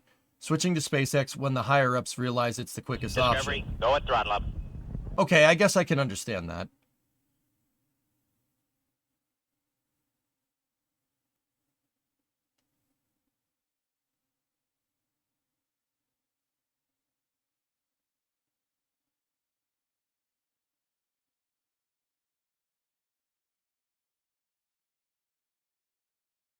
Let's listen to it again, but he definitely was throwing shade. Guys, you say he's kidding. He doesn't sound like he's kidding. Let's see. Send humans to Mars? Another good question. I have strong views on that. My read of the history of space exploration is such that we do big, expensive things only when it's geopolitically expedient. Okay. Such as we feel threatened by an enemy. And so for him to just say, let's go to Mars because it's the next thing to do, what does that venture capitalist meeting look like? So, Elon, what do you want to do? I want to go to Mars. How much will it cost? $1 trillion. Is it safe? No, people will probably die. What's the return on the investment? Nothing. That's a 5-minute meeting, and it doesn't happen. So Elon, what do you want? Such as we feel threatened by an enemy. And so for him to just say, let's go to Mars because it's the next thing to do, what does that venture capitalist meeting look like? So, Elon, what do you want to do? I want to go to Mars. How much will it cost? $1 trillion. Is it safe? No, people will probably die. What's the return on the investment? Nothing. That's a 5-minute meeting, and it doesn't happen. So we agree. He wasn't kidding. He was framing his example with comedy. And then when I called him out on it, Weather Guy, you said he was kidding. What the hell is this shit? Is he kidding or not? I'm confused. What are you talking about?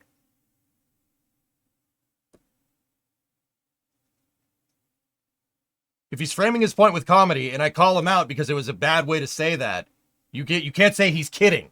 He's not. He's framing it with comedy. Which one is it, dude? Please. I'm confused here.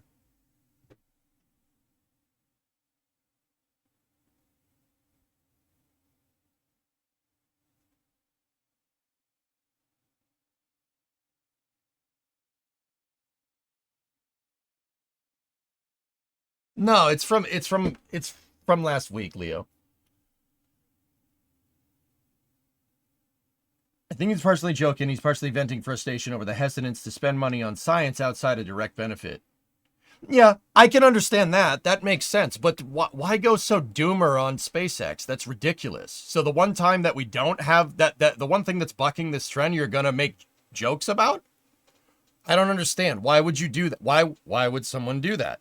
Look, man, like what I'm trying to tell you is that I want NASA to succeed. We don't have to compromise.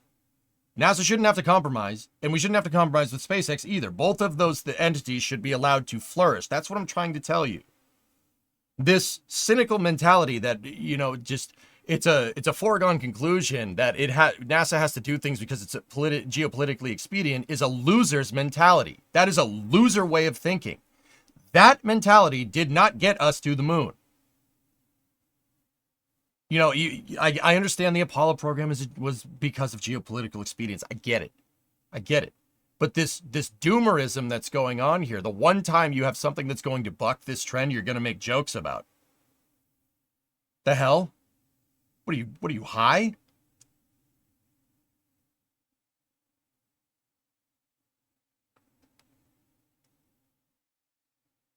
Yeah, Shogun, I don't get it. It means Elon has to show not just venture capitalists, but really the world that going to Mars will bring a return on investment. You think most people don't see it. I don't understand it. So most people don't understand it, so it's not sellable right now. Unless something big were to happen on the world stage to get people riled up, that's what he was trying to say. It really was a tangent from the question, and agree, he's not doing many favors. Why would you say that? Yeah, why would you say what he said in a public forum? What on a talk show that's watched by a lot of people that don't understand anything about space? That comes off as a little disingenuous, don't you think? How can you say that when the guy that's arguably made the most money ever off of building launch vehicles in the commercial market somehow is making a mistake by picking Mars as his target for the next huge return on investment? What are you, nuts?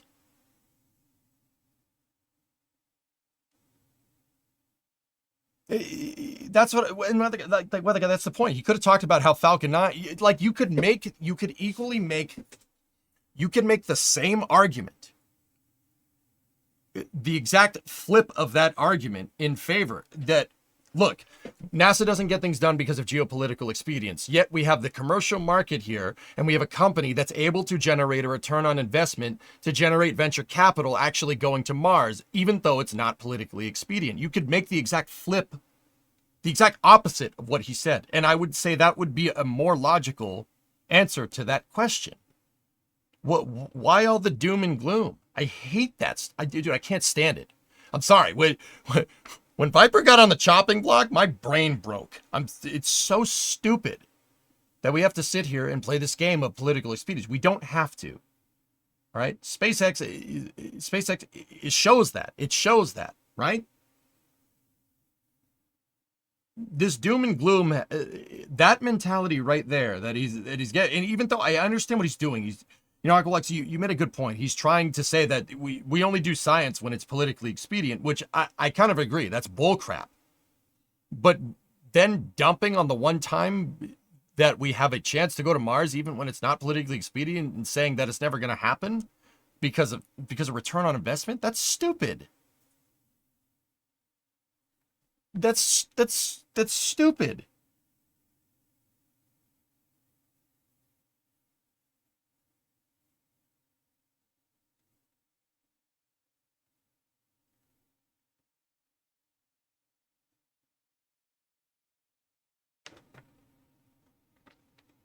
Yeah.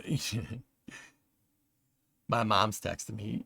He said that capital venturers will not invest in such a deal. They make no money.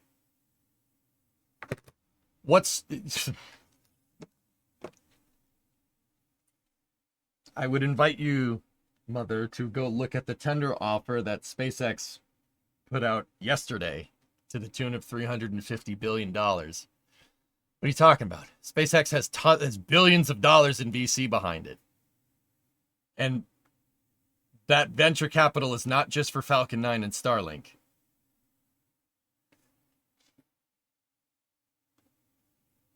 Neil just said that no one will invest in something that makes no money. Yet SpaceX has built. That's what I'm saying. Yet somehow SpaceX has billions of dollars of VC behind it, even though it's the company's mission statement is making life multiplanetary by going to Mars. How can you say that when SpaceX has if you really want to be cynical about it, right? How can you say that when SpaceX has a $250 billion valuation? Where did that come from? Where did that money come from? You think that money is just there for Falcon 9 and Starlink?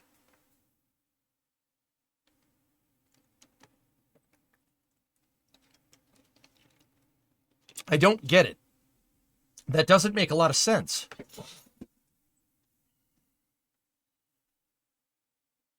The value proposition for SpaceX is getting paid by the US government, though. Really?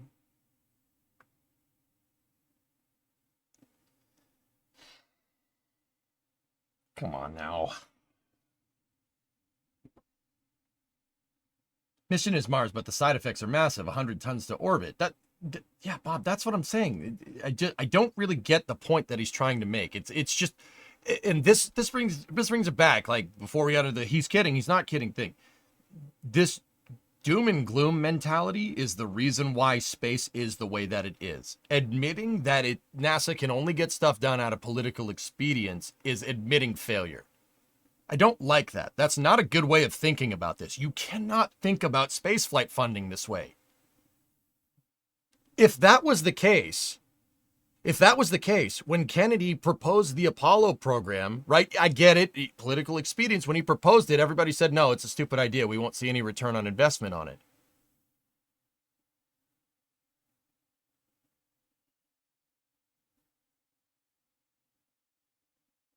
What was our projected return on investment for doing that out of political expediency? It was putting an American flag on the moon 6 times, baby. Right? That was the whole point. But a lot of other things, a lot of other technological innovations came out of that. Like, oh, I don't know, digital flight computers, fly-by-wire systems. The one guy that's coming along, and then he's in the same breath, he's the one guy that's coming along that's not doing something out of political expedience. He says he's not going to get a return on investment on. No. No. No. I don't think that's right. I really don't like that.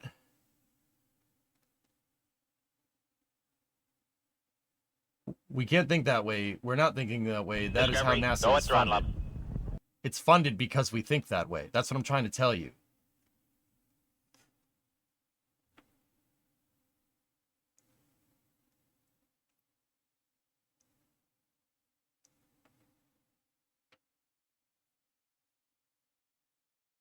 Give me 1 second.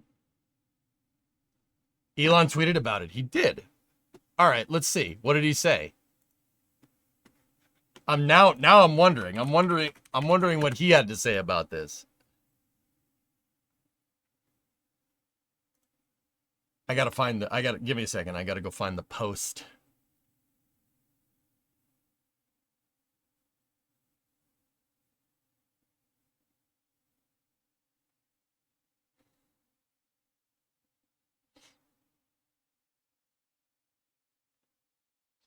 So whether you're saying he's also Neil deGrasse Tyson and he is Rule 8, and honestly, I think he sees a threat on other scales.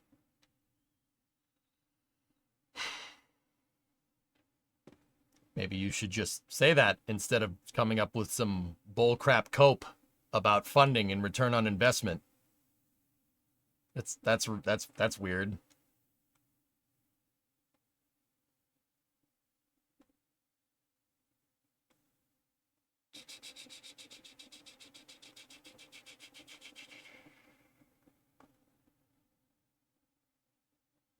I never said he was right. He's just trying to translate. Yeah, I got you.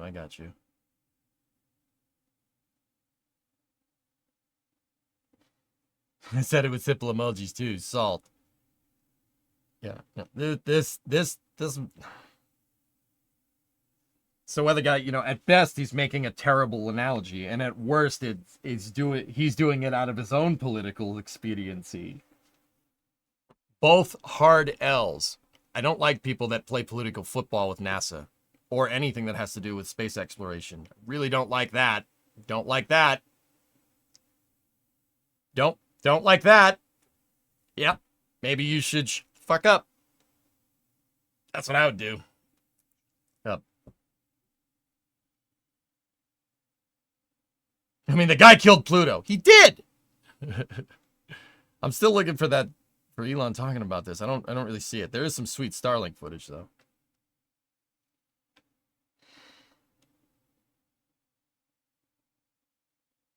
I don't like people that play games like that, weather guy. I really don't. Yeah, Dr. Michaels, it's interesting. Glenn, do you think he's trying to say that SpaceX by itself will not fly the first Mars mission with its own astronauts?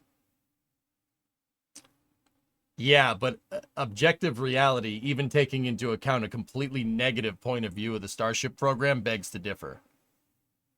Like, we can't predict the future, but you can extrapolate it, right? Barring some catastrophic civilization-ending problem, I don't think SpaceX can be stopped. I don't think they will be stopped.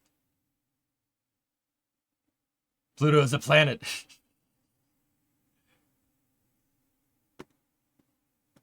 Oh, you got it?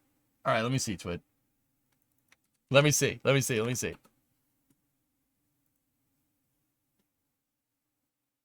I'm salty. I forgot about Pluto.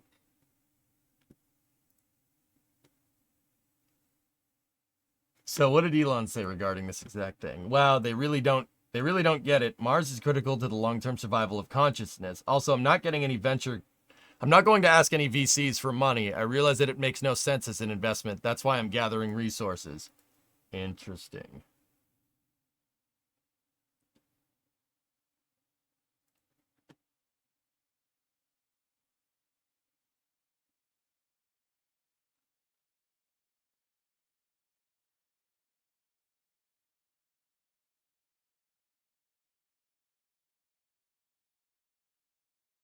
So he was correct? I don't...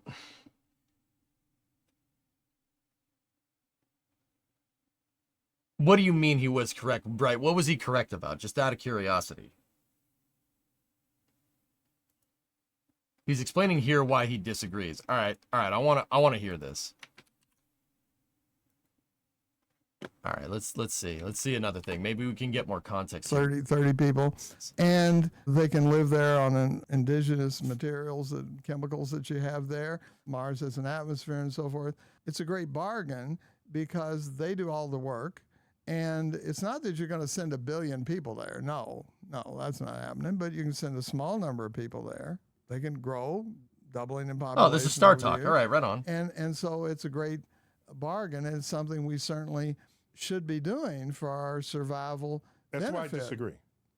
All right, let's just stay on Earth. Well, what happens if we have a really bad epidemic on Earth? Because it's not that I disagree. It's not that I disagree. I'm a practical guy. Okay. I'm a dreamer when circumstances justify it. Okay. Otherwise, I just tell it like it is. Okay. You want to pitch tent on Mars, grow a civilization there, so humans are on 2 planets. So if something bad happens on one planet, we have survivors on the other planet. There we go. All I'm saying is, everything bad we can think of that could possibly put life at risk here. Yes. The effort to prevent that, to me, yes, it seems, is less than shipping 1 billion people to Mars. No, you don't ship 1 billion people. You slim a small number. You know how many people colonize? Fine. Okay, so you put some fertile people on Mars. A few. Fertile people on Mars. They start making babies, okay? And leave them alone after that. Okay. After 100 years, let's say there's a colony of 1,000 people, let's say. Wait 600 years. Wait 1,000 years. 1,000 years. Yeah. Okay. All right. How long will it take for them to get billions? We'll have 10 billion by then. You don't necessarily need billions. All I'm saying is... over there. All I'm saying is you have 2 planets. Now something bad is going to happen on one planet. Is the other planet just going to say, oh, we planned against this. you all just die and we will carry forth the genome. That's not how this is going to play out. You're trying to protect the species in case something bad happens on one planet. You should do everything to do that. If you have the power to live on 2 planets, you're not going to allow the other planet to die. You're going to ship them over or fix the problem in your bio laboratory or deflect the asteroid. If you have the power to ship people to Mars and terraform it, you have the power to deflect an asteroid that might put life at risk on Earth. And it seems to me you have the power to reverse any geoengineered problem that we created for ourselves on Earth.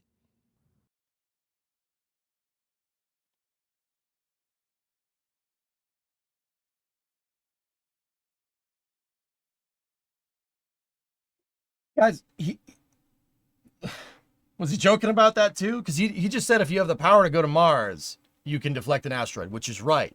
But you wouldn't have the power to deflect an asteroid unless you wanted to send people to Mars in the first place. Am I wrong there? Like, dude, okay, I got nothing. Go ham. Well, what are you talking about? What does this mean? What does that even mean?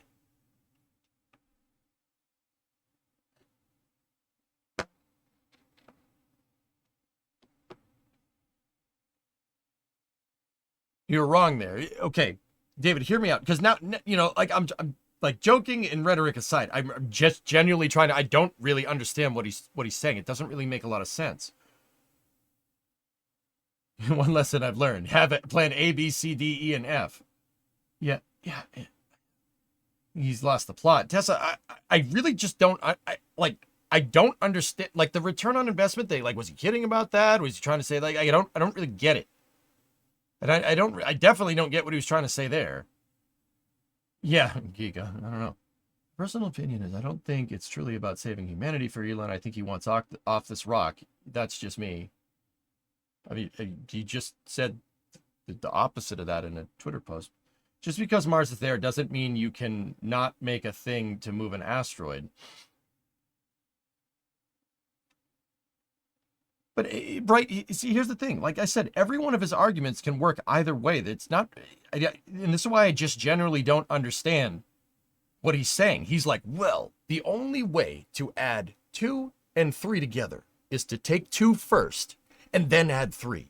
If you take 3 and then add 2 to it, it's never going to work. That's what he's saying. That makes no sense.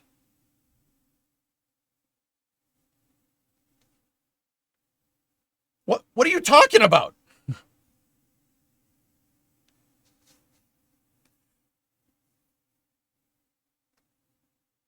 This is why I wanted to share this, because a lot of people saw this. What do you mean? What are you even saying?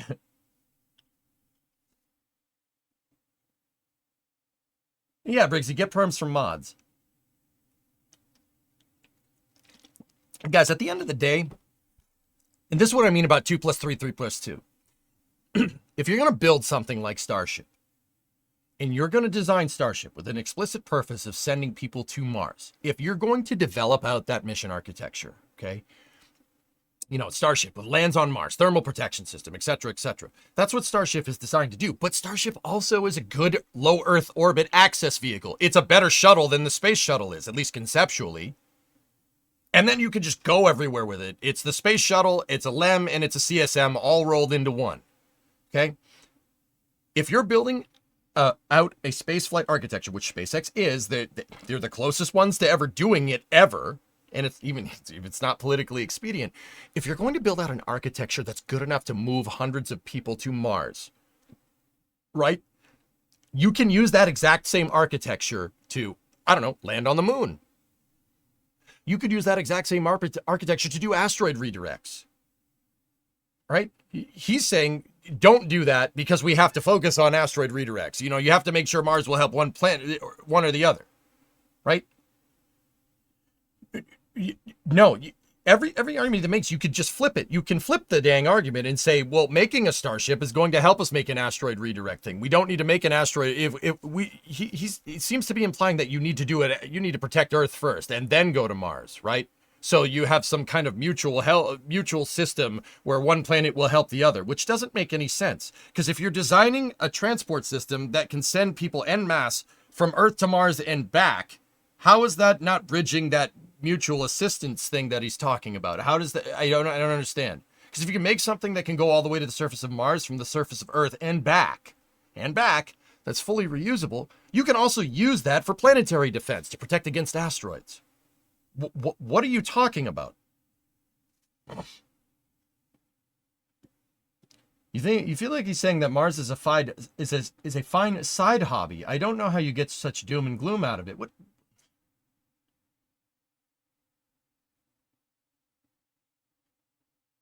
Yeah, Bob. Right. That's what I'm trying to tell you, dude. I don't really like.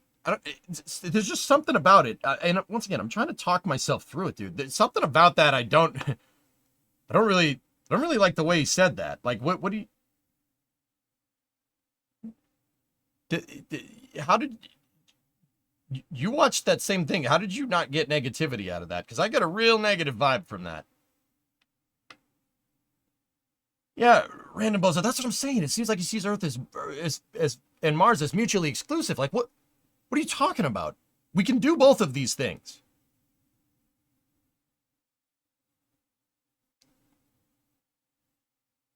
Perhaps you can get this topic placed on Flame Trench. Oh, I already asked, David. Don't worry.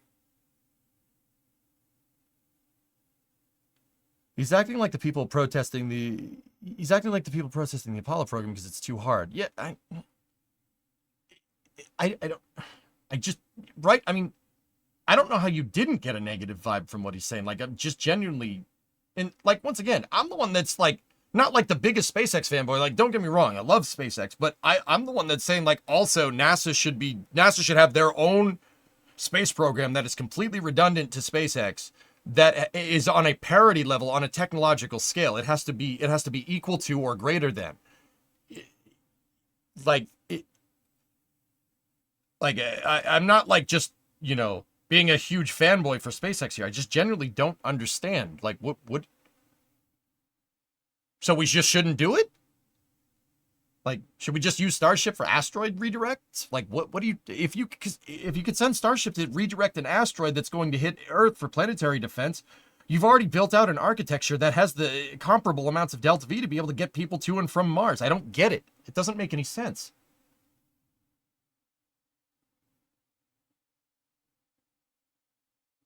I never hear him say we should not go to Mars. I don't hear him say that, that's all. Interesting. Ginny, what did you say there? As a geologist in Earth science, we have to stop throwing terraform Mars up there. No, terraforming Mars that's not a solution. That's not happening for a long time. Even me, a big optimist, says that. I agree. That's not, we're not doing that anytime soon. Mars can be our next stop in space for sure, but as an outpost, it's not Earth 2.0. It'll never be able to sustain even 1,000th of the life on Earth. But we have to go to Mars to go beyond. We need to be realistic about the hopes of future generations in space. Focus on the science and try not to get caught up in the fiction bits of the science fiction. He's advocating doing nothing and to not bother with space. Yeah, Zertam, that seems to be the real gist of what he's saying, but I mean, he never said it verbatim, but it's definitely implied.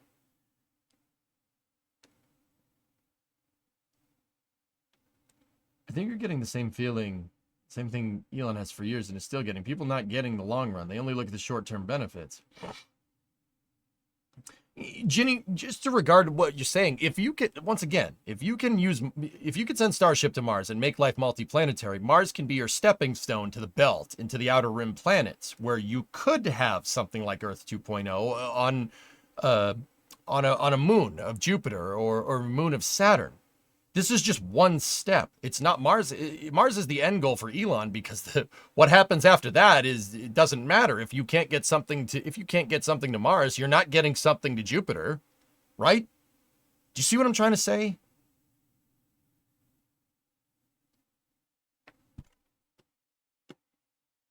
Relevant tweet from Jordan Noon. All right, yeah, I've heard this guy before. What is he saying, Rocky? Because I clearly just generally don't understand what this dude's saying. Like, it sounds very negative.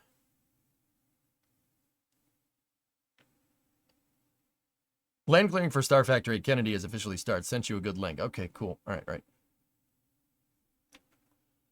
All right, Rocky, what is this? Shameful behavior. I met Neil in 2013 when running USC's rocket propulsion lab. We were excited to have him come by, show him our work, and tell him our goal of flying the first student-built rocket to space. Well, we told him about our goals, and his response was, why fly a rocket to space? You're already in space. The Earth moves through space. Every rocket already flies to space because it starts in space.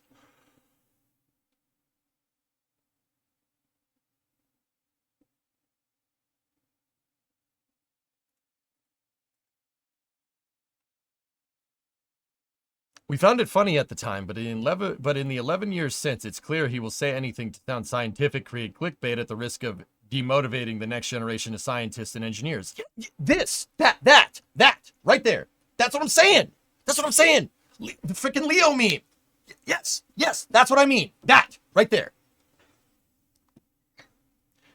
USC RPL has since flown to space multiple times, broken world records, not just student world records. Couldn't be prouder of the students there. That, right there. That's what I'm saying. What the hell, man? What the frick? Why would you say that? You're supposed to be a STEM educator. What's wrong with you?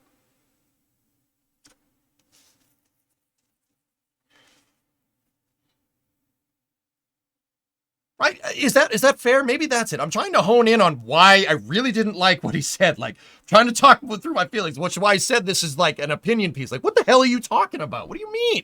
Just frick it? Don't do it? Like, I wonder what Carl Sagan would say. Carl Sagan would never talk like that. Ever. This is where I agree with you 100%. You know what, Uncle X? I think that's what it is. Like, it's so demotivating. Like, why... Dude, you're a STEM educator. You have to be... You did the Cosmos, man. You did the Cosmos remake. What the frick's the matter with you?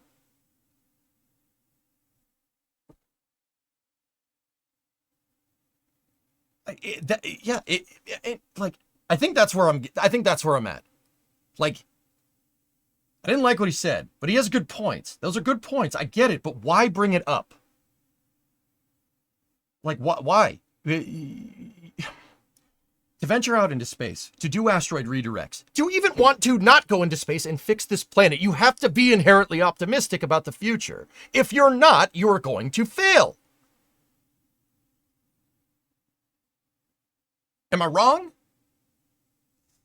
Like, it doesn't matter what goal you're going to do, but you're going to sit here as a STEM educator, a person that does STEM outreach, like,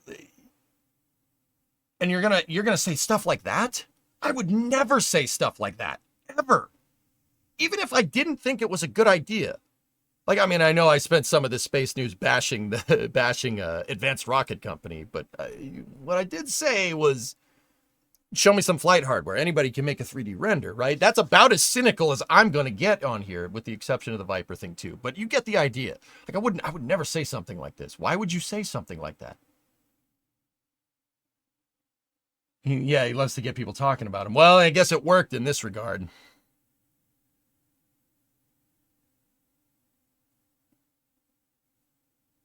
Maybe he was afraid of the competition. He's afraid someone smarter and younger than him taking his limelight and money. Yeah, maybe.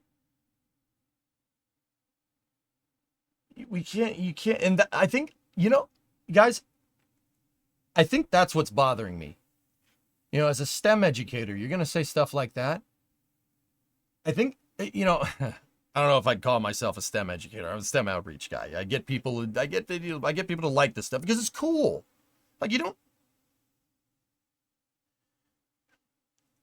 Like, that's like,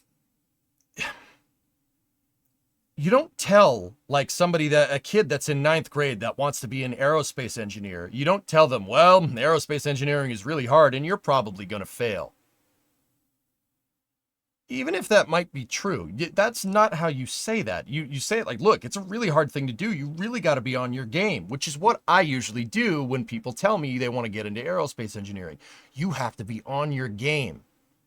Not that you're most likely going to flunk out of school because it's too hard. That is a ridiculous way of explaining that. Your music teacher said that to you once? Nice. Yeah, the problems here on Earth. That's ridiculous. Yeah, Joey, ain't it the truth? Like, why even say this? Why say this? His MO has always been to piss in people's Cheerios. It's common to see him tearing down popular sci-fi, for instance. You can always find the worst parts of anything to tear it to shreds and leave a bad taste in your mouth. Yeah, Colex, I started this whole segment of Space News with the intention of dismantling his points. But I guess he's not, I wouldn't necessarily say he's wrong on some of these things, especially with the geopolitical expediency. And I think that's bullcrap. I personally don't think NASA shouldn't have to be motivated by geopolitical expediency. I've said this many times. But he's not wrong. But then to try and, say like, oh, Elon's probably not going to, it's probably not going to work because he's doing it alone. Nobody's going to fund this. I mean, even though SpaceX is has a market cap that's like bigger than any company, like bigger than most companies, right? Like to say that in the face of actual, like the money talks, dude. SpaceX's tender offer, $350 billion. That's that makes them one of the biggest defense contractors in the U.S. Like to sit there and say that, oh, the VCs won't go for it. You have to go at it alone. And, Elon said it too. That's not, people would invest in this, man. Like, it's just, I just don't understand why you would explain stuff like that.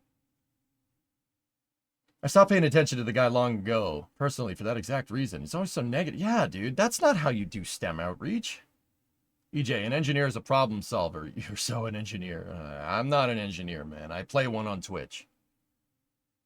You're working on your A&P cert. Nice, Victory.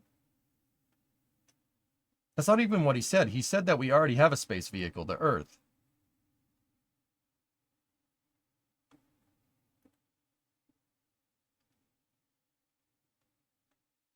Okay, all right. Rogue, look, I don't want to turn this into just jumping on the DT. I'm trying to, that's what I intended. I'm not going to lie to you, but now I'm confused.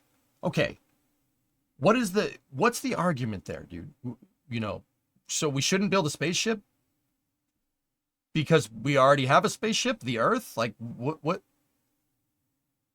is the, what's your point? Engineer's a mentality, not a certification. Careful. Like, Rogue, I don't... It's very clear that I just am fundamentally... Everybody's saying that I'm misunderstanding it. I'm misunderstanding what he's trying to say. I'm trying to figure out why.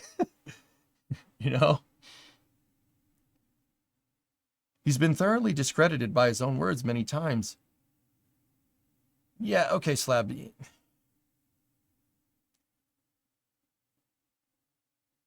I think he means that NASA is the one who should be in the final frontier, not SpaceX or any private company. When the private sector takes over, that place is no longer the final frontier like low Earth orbit.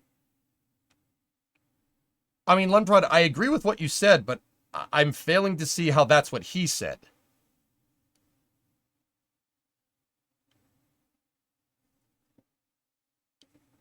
Yeah, Tessa, I know, I've seen it.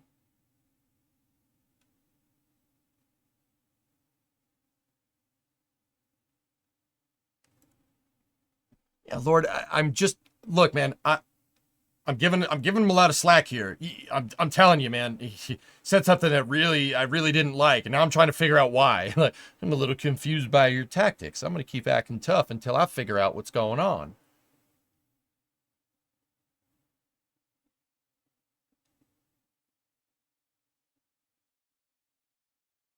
That last interview indicates he does not think we should be colonizing Mars. Like, yeah, that certainly was the gist of what I got. His point was diverting the conversation to a talking point that he could easily dominate. If you look at his participation in panels, he does this all the time.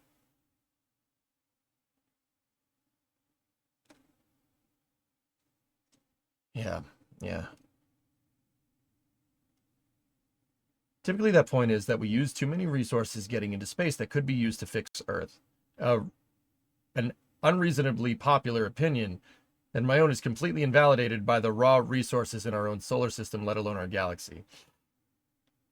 Yeah, and, Blue, you know, they might be onto something, you know, and 500 years ago, you know, why don't go to the New World? They have problems in Europe. Why try to go colonize the, you know, the North American continent? They got plenty of problems to fix in Europe, right?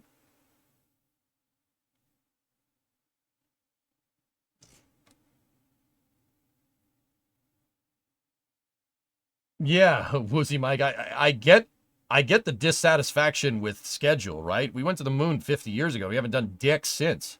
That's not true. NASA's made a lot of strides in planetary probes and stuff. And the ISS is still pretty cool. I really like the space shuttle guys. But also, NASA needs to be pushing the frontier. If that's the point that he's trying to make, I agree with that one. Yeah, that's right. But if that's the point he's trying to make, I don't hear any of that with what he says. Yeah, it is, exactly. Earth is a planet, not a spaceship. Yeah, yeah. So is Pluto. That's what he's saying. Pluto is a spaceship. I get it now. That's why it's not a planet no more.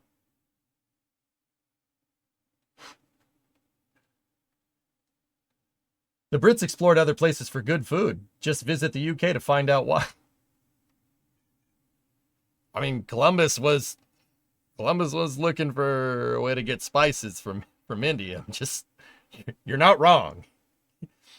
You're not wrong.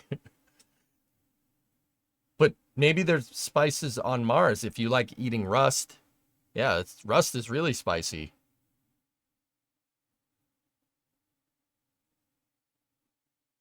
If that's what he's trying to say, then he shouldn't be dogging on SpaceX, but NASA. That's where my brain is going.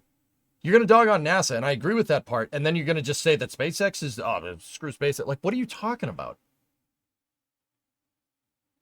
There's a good reason why I don't watch or listen to him anymore. Yeah, yep. We're driven to explore because one of humankind's defining traits, a curiosity. Yeah, man, like, isn't that his job as a STEM educator? Is it like as an astrophysicist? Isn't this like why are you saying the opposite of what? You know, I once again, I did this whole op-ed segment for Space News to try and dismantle his points, but now that I've listened to it in some detail, I really don't understand what you're trying to say.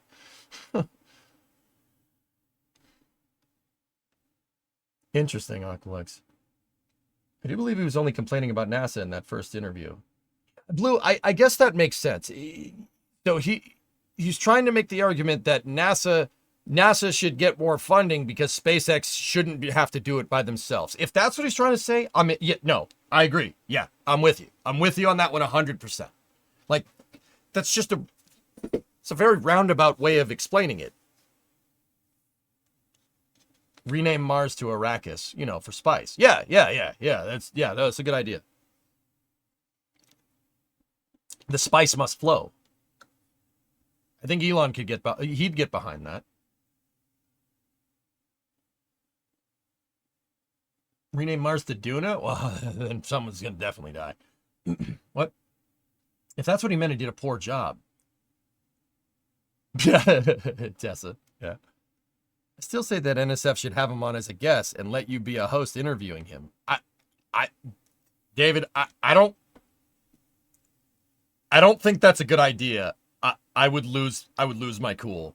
I don't think it's a good idea. I'd be like, what are you saying, dude? Dude, that cast would get shut off. Kevin would be like, no. That's not a good idea. Moto can see last. I'm sure he's in the video before, but it hits the nail on the head on STEM outreach. Let me see. Oh, Zubrin. Yeah, talking about another guy that will jump ship. Stop being Bostonian for an hour. You'll be fine. Do you know how hard that is to do, man? You think I'm going to let some freaking punk scientist from freaking New York freaking come in here and tell me how to run the space program? Shut up, dude. Kid, we had the president that invented this whole thing. All right? That invented this whole thing. We choose to go to the moon. Remember that? I'm not going to let some punk bitch scientist from New York freaking sit there and tell me how to run the damn space program, guy. See how bad that would be? See how dumb that would be? that wouldn't end well. But think of the ratings. No, I'm not crossing that line, dude.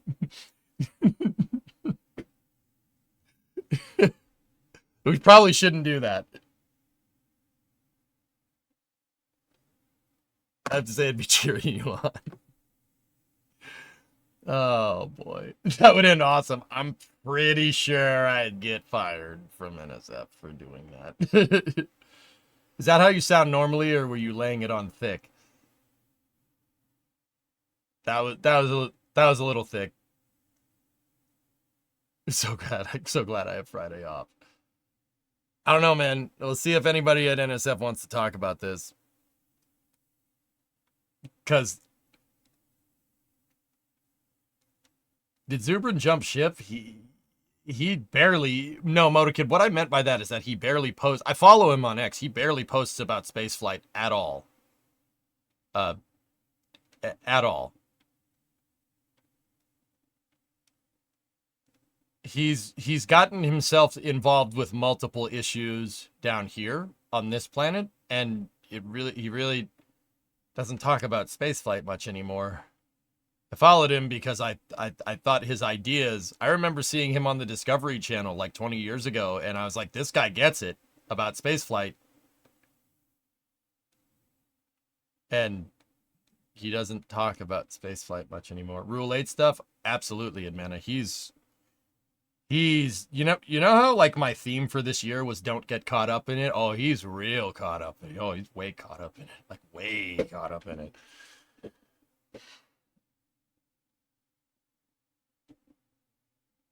Did you cancel your Discovery Plus? Yes, I did, Jonathan. Thank you for asking. I love Duncan. I'm going to have a cruller, smoke a parliament, take a dump. You know, kid, I run Duncan around here. Oh, shoot. Your job as an educator, I don't care. You say stuff like that. You shouldn't be in this field. Yeah, like, why? Why? Okay. You know, once again, I'm not sure. I'm still not sure I genuinely understand what he's trying to say with any of this stuff. But, because,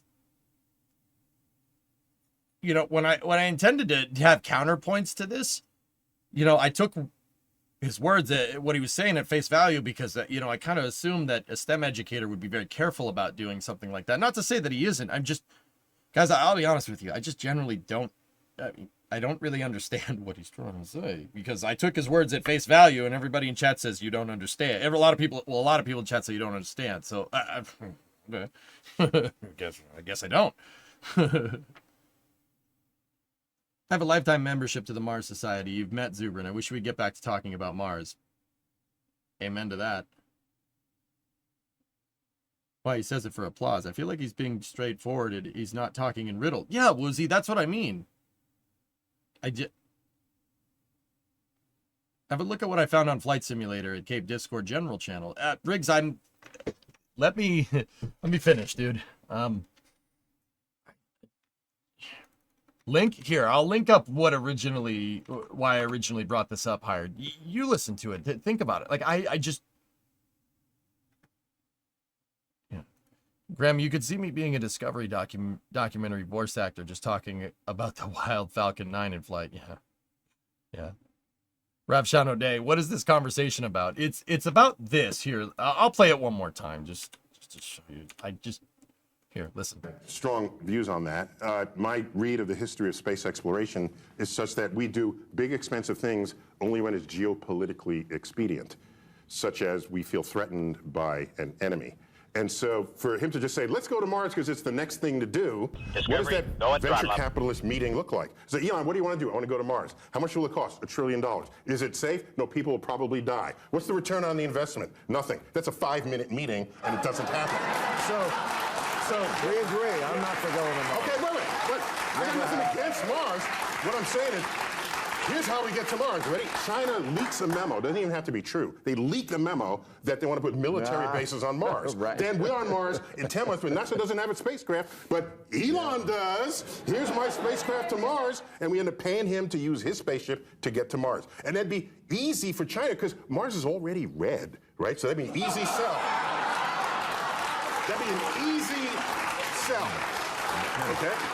That's how. So I don't see it happening until governments judge that it's geopolitically in our interest. Otherwise, I don't see it as just an exploration. But I believe President. Okay. All right. I get what he's trying to say. He's saying that. Okay. All right. The return on investment. I get it. I get what he's trying to say. I still think that. Okay. I think that's a little bit of defying objective reality, but he said that Elon won't do it. SpaceX won't get to Mars without a person, without NASA. That's what he's saying, right? Something politically expedient is going to come along, and NASA will then be like, "Oh, SpaceX, we're going to use SpaceX to get to Mars." That's the only way it's going to happen. Right? That's what he's saying. Yeah, well, okay, here's what I'm saying. That's stupid. That's what I'm saying. That's dumb. That could be a reasonable scenario. But to say that that's the only way that SpaceX is going to get to Mars at that point is it's almost to the point that it's defying objective reality. Okay? Look at the progress, dudes. Look at the progress. Are you kidding me? What? Meme face. Look at the progress. How can you sit there and say and still be cynical about SpaceX trying to do this on their own? I don't see NASA doing anything like that. Do you? I don't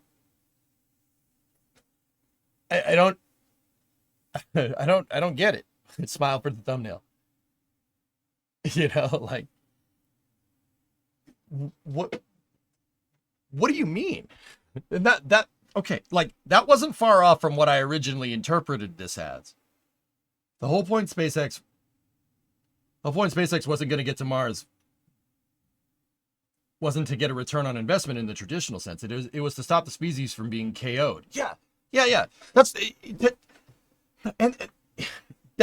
what I mean. That's what I'm getting at. To sit there and deny and to just say that this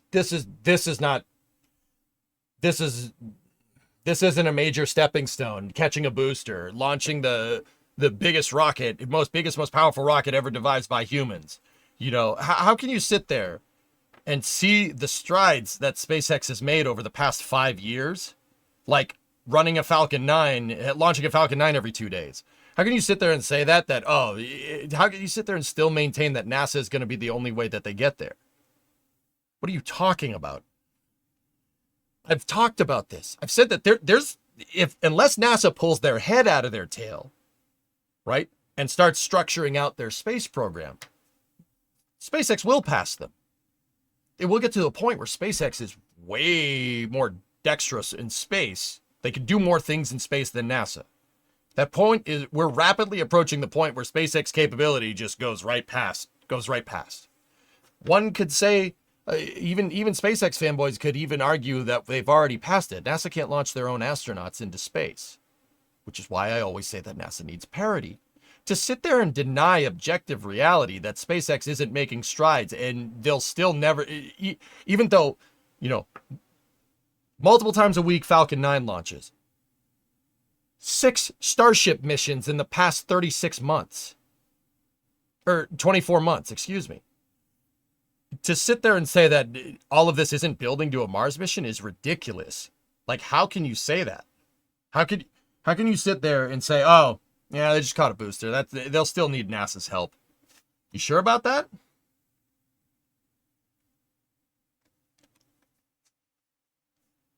Yeah, 1,000, right? Like, we need someone to challenge us. No, we don't. No, we don't. No, we don't. No, we don't. I seriously don't think we do. We don't need a reason. We should just do it. Like, SpaceX just does it. You know what I mean? Nike stuff. We don't. That's what I'm saying. That That mentality that NASA is only going to do something out of geopolitical expedience, that needs to stop. That way of thinking needs to stop. Absolutely needs to stop. Like I said earlier, I don't think he said SpaceX won't, rather that the U.S. won't if they don't switch to SpaceX. If that's what he's trying to say, then yeah, but Blue, that's not what I heard. I don't think so.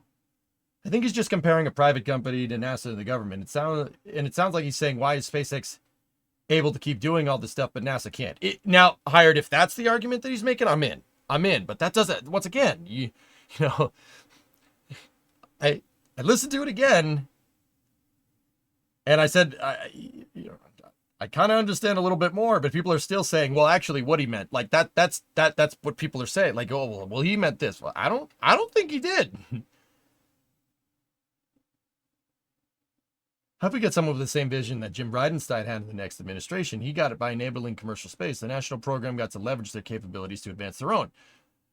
They got to work off of each other, Pete. That's how this needs to work. The public sector space program and the private sector space programs need to have parity. They need to bounce off of each other. If they don't, you're going to have an inevitable collapse.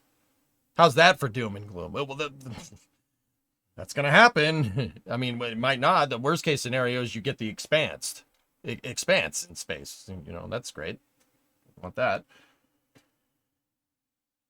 If he meant it, he would have said it. Yeah, that's what I'm saying. Like, well, SpaceX is a private company that's there to make money. Yeah, Hasselhoff, but that's what I'm saying. You know, to sit there and say that SpaceX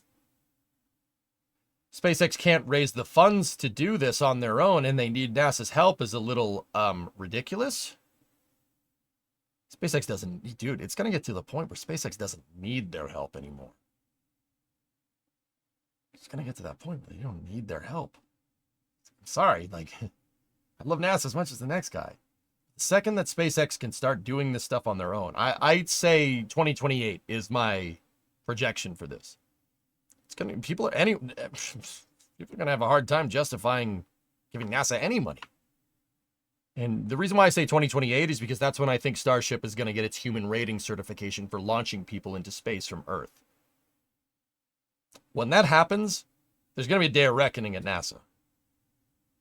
And I don't want that to happen. And if that's the point he's trying to make, I get it. But that's not what I'm hearing. Everybody's saying, no, EJ, he meant this. I don't think he did. His comments on the IFT-5 tower catch. All right, let's listen.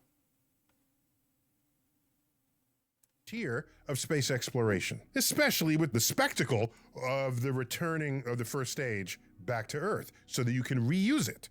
I've said this before. If you flew a Airbus A380 or Boeing 747 to Europe from the United States, and when you landed, they shoved it off a cliff and rolled out another one, your trip to Europe would be really expensive. So reusability matters. So these are tremendous triumphs of SpaceX in this space, pun intended. Can I think of it as a space frontier being pushed? I can't really do that. I can't think of it that way. I said that. Then I got interviewed. The press interviewed me. It made it to India. You said SpaceX hasn't accomplished anything. No, I did not say that. Okay? Again, that's clickbait. That's like creating a feud where there really wasn't one. I said that private enterprise will do what nations have done, and they'll do it more cheaply. If there's an occasion for private enterprise to do something that nations have never done before, that's a very serious conversation in the funding room. Venture capitalist. Elon, what do you want to do? Oh, I want to send astronauts to Mars. How much will it cost? A lot, possibly $1 trillion. Is it dangerous? Yes. Will people die? Probably. What's the return on that investment? I can't think of one right now. That's a 5-minute meeting. So how would Elon get to send his rockets to Mars? From the playbook of the history of geopolitics. What'll happen? The United States decides we need to send astronauts to Mars one day, geopolitically, by whatever force is operating on us. And then NASA looks around and says, you know, we don't have a rocket to do that. And then Elon says, I have a rocket, and rolls out his rocket to Mars. Then we ride a SpaceX rocket to Mars. That could easily happen. But I just want to make it clear, it's not a mission initiated by a private company. Because the money for that is not going to come from his earnings on anything else he does in space. It's going to come from taxpayers funding NASA's goals, inspired by the geopolitics of the world at that time. So I'm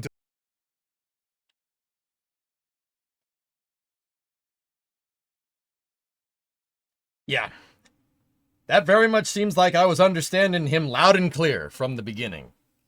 Yeah. Yeah. Yeah, that very much sounds like I was understanding him exactly right from the start. Not to toot my own horn.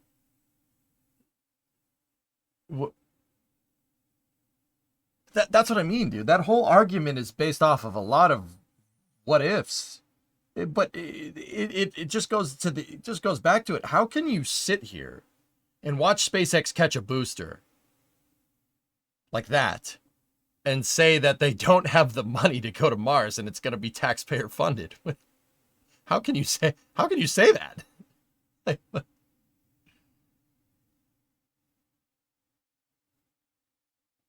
With a legacy model, he's right, but this isn't the 1960s.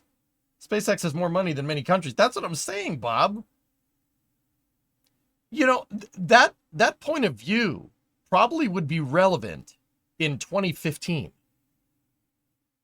You know, SpaceX isn't going to get to Mars. They need SLS and they need NASA's help. Yeah, that would make a lot of sense if they weren't doing that. If they didn't have this thing right here that's doing this and that over there. Like that would make a lot of sense, but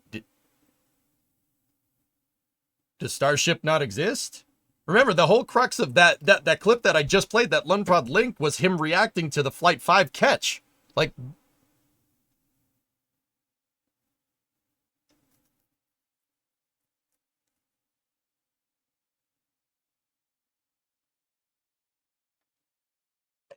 sorry, the reason why I brought up this whole thing is because someone brought it to my attention. Someone linked it to me after the stream, and I sat there and went, what? What are you talking about? Starlink is his version of taxation. Yeah, exactly, Skeleton. To say that SpaceX, SpaceX is going to need venture capital. No, they're not. They're generating revenue. Starlink, even if all of Starlink's profits went right back into Starship development, guess what, dude? That is a multi-billion-dollar, well, no, not multi-billion-dollar, not yet at least. I think Starlink is like millions profitable at this point. I forget what SpaceX made this year, but that almost is enough to fund Starship by itself, let alone the launch contracts that SpaceX gets and the missions that NASA pays them for. How can we sit there and say, oh, it's not, I mean, I guess he's saying there's no return on investment, so they're not going to be able to raise enough venture capital. But that's what I mean. That at this point, like I kind of would have agreed with him, because I remember having a conversation on the stream on Space News in like 2015, and I said, like, it would be really nice if SpaceX made something like a space shuttle, a fully reusable thing. Or no, that would have been 2016 when Raptor first came on the table, right? It would have been really nice. It would be really nice for them to do that. But I thought at the time, like, they wouldn't do this. They wouldn't make something like a space shuttle. They wouldn't make a fully reusable thing unless somebody paid them to, right? Well, that's kind of right, but it's kind of wrong, because they ended up just paying themselves. When was the last time SpaceX got like series funding from venture capitalists? Pretty sure the last time that happened was like in 2016. Yeah, that's what I was saying. The earning part is where I think he's a bit mistaken, which makes sense. He's an astrophysicist, not an economist. Yeah, but I'm not either of those things, Aqualex, and I understand what's going on here. Discovery, go at throttle up.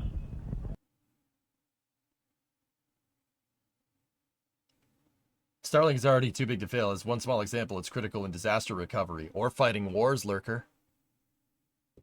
Just saying.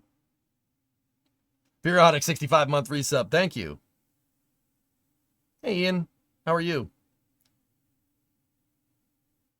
SpaceX gets a lot of taxpayer money. Yeah, but the launch contracts, like NSSL contracts, are a big part of their income, David. But that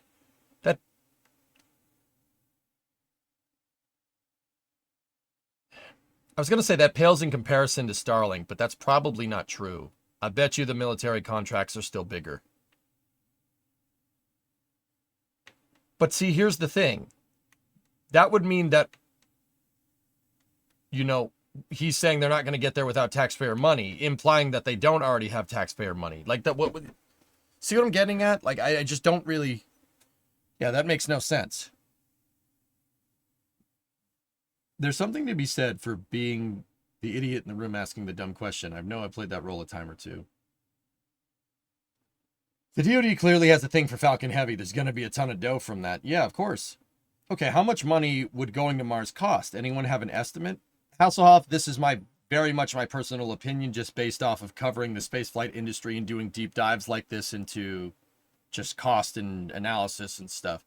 You want to have a good Mars program or a good lunar program. I would contend to say that good spaceflight architecture would be able to do both.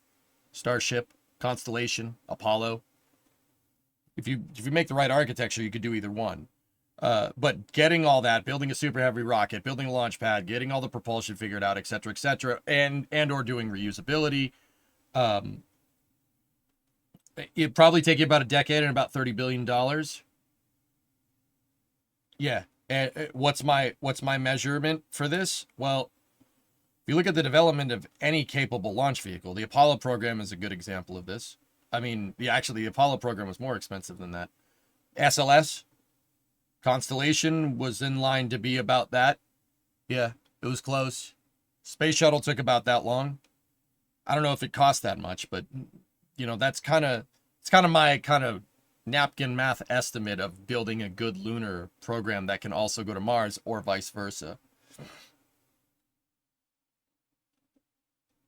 Yeah, Siret, I don't agree with that. I think that's wrong. That's denying reality at this point.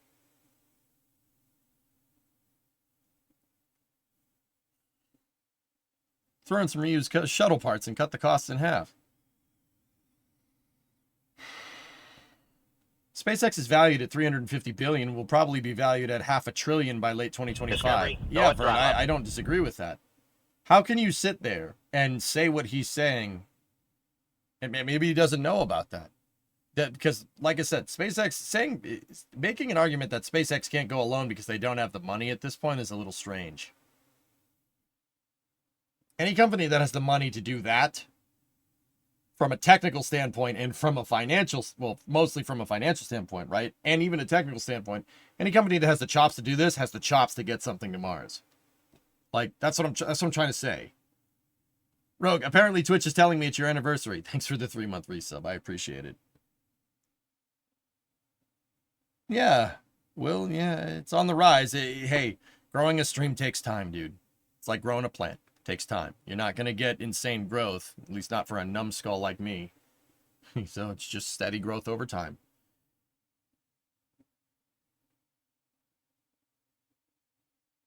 No, Goalie, they wouldn't do it. I think NDT is wrong because the only source of funding for a Mars mission, it's wrong that the only source of funding is for a Mars mission is from the government. The government is just one of the sources for funding. Yeah, that's what I'm saying. That's like, saying that and making that statement is denying reality at this point. That's like saying, oh, SpaceX will never catch the booster in December of 2024 when they've actually caught a booster. Like, bro, that's what I'm getting at. You looked at this, you looked at that and said, no, they're still going to need NASA's help. Like, bro, oh, okay. Oh, sure. All right. Yeah. Think whatever you want. 1,000, you're pretty young with only 2 month resub, seeing all the 100+ month sub people. Thousands. I've been doing this for, on the 23rd, it'll be 12 years. I've streamed for a third of my existence on this planet. Hopefully that extends into space someday, but might not if SpaceX doesn't have the money. Sorry, that's no. Guys, I'm sorry. Like, that's idiotic. I have to just say it. I have to say the quiet part out loud. That is a L take right there. That is the worst way of thinking about this. Yeah, you're old. Yeah, whatever. You streamed for over 80% of your life. Yeah, David, I got plans for Flight 7 already. Well, chat made plans for me. They gave me the money for plane tickets, so yeah, guess I got her now.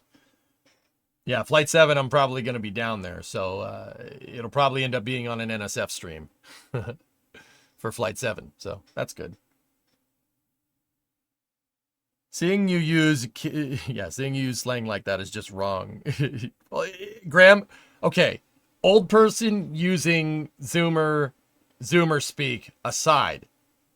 That you want to know how my generation would say that? That's the dumbest shit I've ever heard in my life. That's how my generation would have said it. Is that good enough for you? Excuse me, I'll take my time out.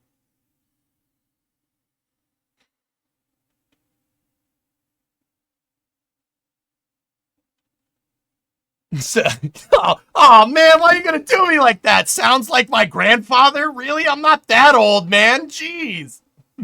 I'm not that old. What the frick?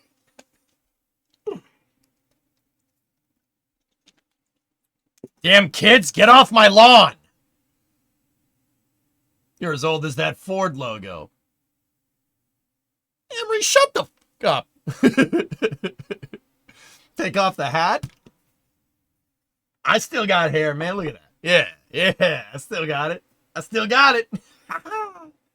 It's still there. It's not gone yet. Dwarfman, when derail? It's approaching 9 o'clock. We probably should.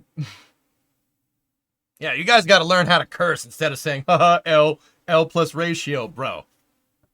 Shut the heck up and start cursing people out. Who cares if they get offended? No, don't do that. Don't be a dick. But also, playfully cuss them out. Discovery, go at throttle up. Right? Yeah. Figure I should let you know, but you are the main channel I do watch on Twitch. No one else can I find such excitement for all the nerdy rocket stuff. Right on, Bert. Thank you. More spice? Oh yeah. Yeah, maybe we'll do that tomorrow, Phil. It's yeah. Yeah, we'll share that tomorrow.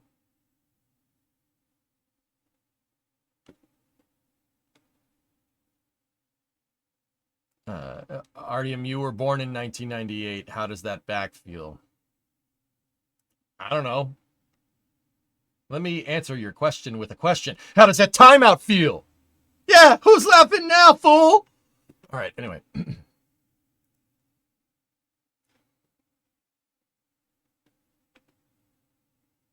Matt, you remember seeing old Elon pics where it looks like he was going bald. Now he's got a whole head of hair. Well, he did something about it. He's a problem solver, man.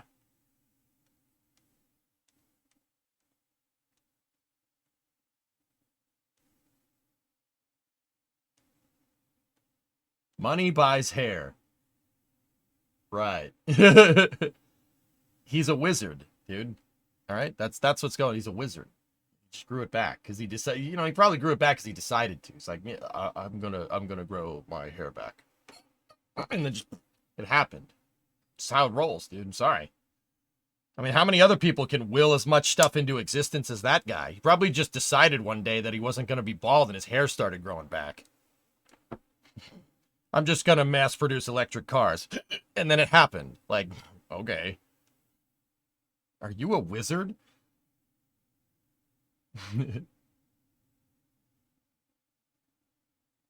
Conversely, that must mean Bezos made money selling his.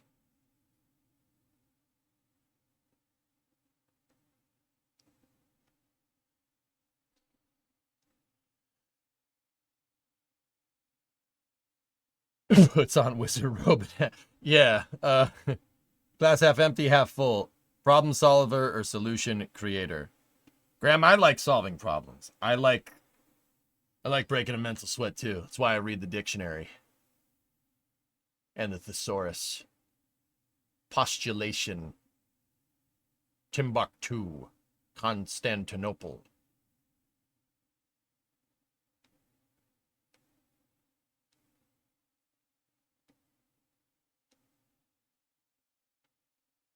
Weird flex, but all right.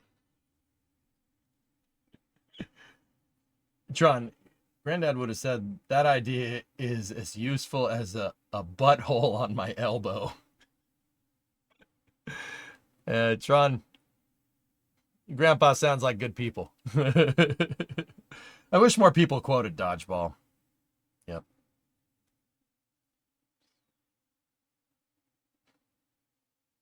One of my favorite new things to say that I heard from social media is that if my grandmother had wheels, she'd be a bicycle. What? What?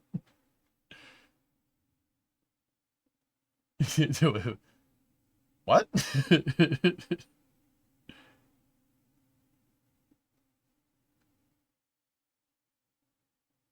William Foss, not gonna. Will, you say, not gonna lie, in traffic, I'd use the butthole on your elbow. Oh. Okay. Okay.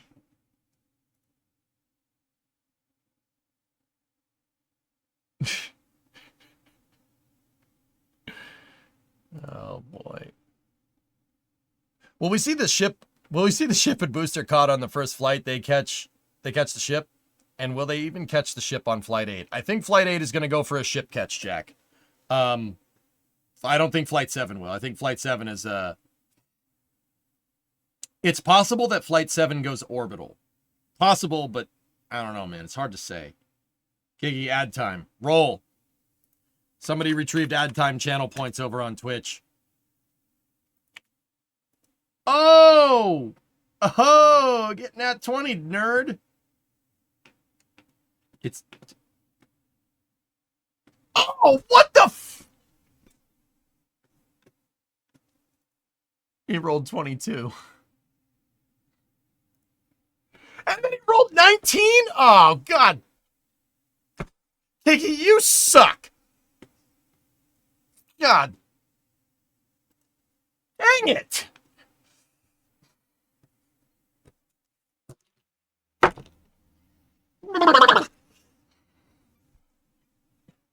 Sorry. He said sorry for those not subscribed. Worth 154,000 channel points. Damn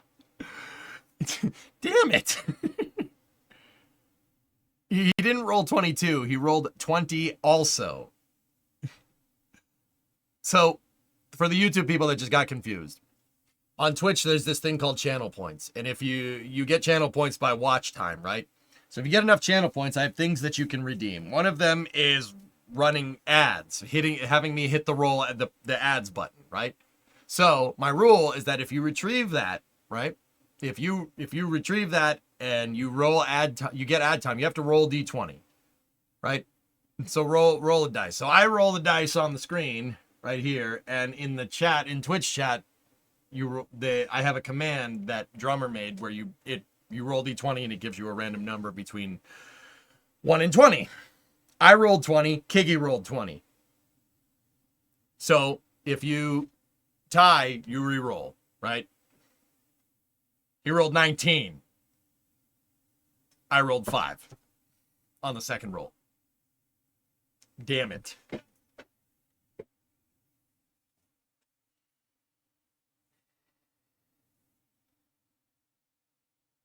EJ, I said some time ago, give you reroll inspiration. Well, I re-rolled and it didn't work. Skill issue. Yeah.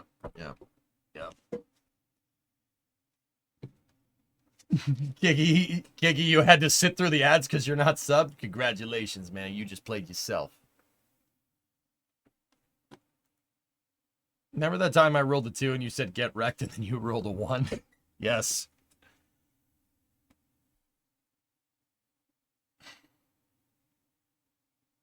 Yes.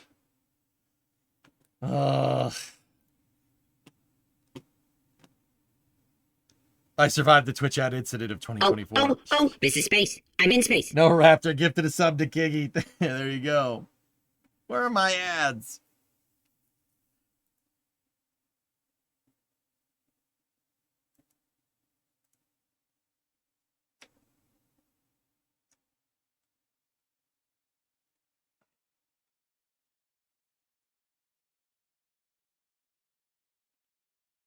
Oh.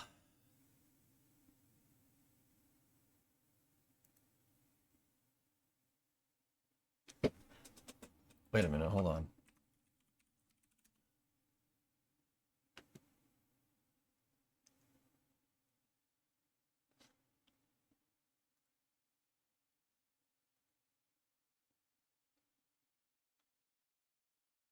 Anybody here play X Defiant?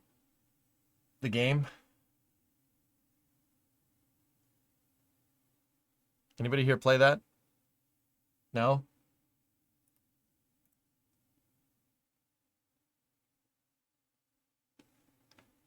Yeah, kind of dead though, at least on PC. Wow, that's funny. It's funny you mentioned that.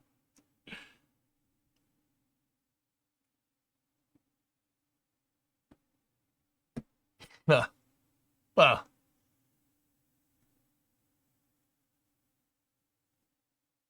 Oh. Oh, that's... Ooh.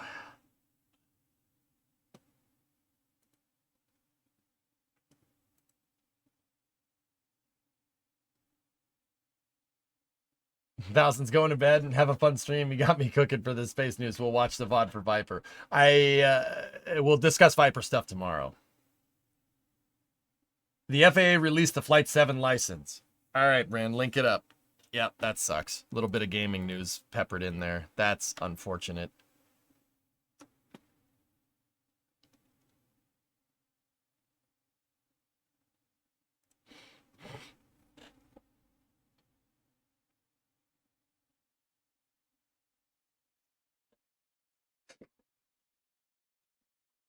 Haven't there been rumors that Ubisoft might get purchased? I don't know, NG. I'm not as well in tune with the gaming industry, except for a certain gaming studio, as I am with space. Ubisoft are closing studios to raise capital for the lawsuit they're being hit with for closing games. Oy. I believe that was the FCC. Not gonna lie, EJ, I would die to hear you call Ship 26 Skibbity. I'll do it. But at golf. But I don't say Skibbity toilet. I say Scooby-Doo toilet. Remember, I'm old. I can't use Zoomer humor. Too many Zoomers get mad when I do. So I have to say Scooby-Doo toilet. Scooby-Doo toilet. No hat. France. It's an FCC license, not FAA. Oh, I got you, Trey. Got it. Cool. No, Scooby-Doo urinal. Yeah, that's a good idea. Brain rot is giving me PTSD. Please stop. Your generation did this. Zoinks, yo. This is your fault. Now you have to reap the whirlwind. Well. If it isn't the consequences of your own actions. One last. Shut up, RB. That wasn't us, though. That was Gen Alpha, I swear. That's exactly what you would say that. Man, you guys think you're the only ones to do weird and quirky humor? Millennials were doing that 20 years ago. I was there. God, I really sound like an old man right now. Holy crap. But it doesn't make it not true. Doesn't make it not true. I don't know, Sussy.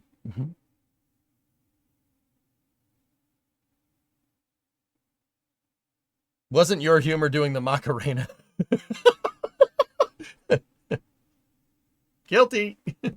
Stop doing math. It's a Switch, not a Game Boy. All right. We got Derail Valley for After Hours. Let's go. I hope you like the op-ed segment of this. If you don't, let me know. I'll stop doing it. If you want to stick to more informative news, let me know. Yeah.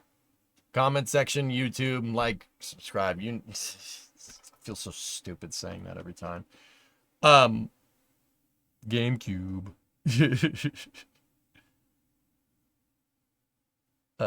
Yeah, we're doing After Hours. We'll play here. But yeah, once again, yeah, if you're watching this on the YouTube VOD, you didn't, first of all, thank you for making it to the end of the video. I'm sorry, Twitch. I got to get into a habit of doing this, okay? If you don't like the op-ed stuff, just let me know. I look at the comments. I read the comments all the time. Don't be a dick. Like, I mean, you can be a dick. I don't care. Doesn't bother me. Yeah. Feedback is appreciated. Let me know what I can do better.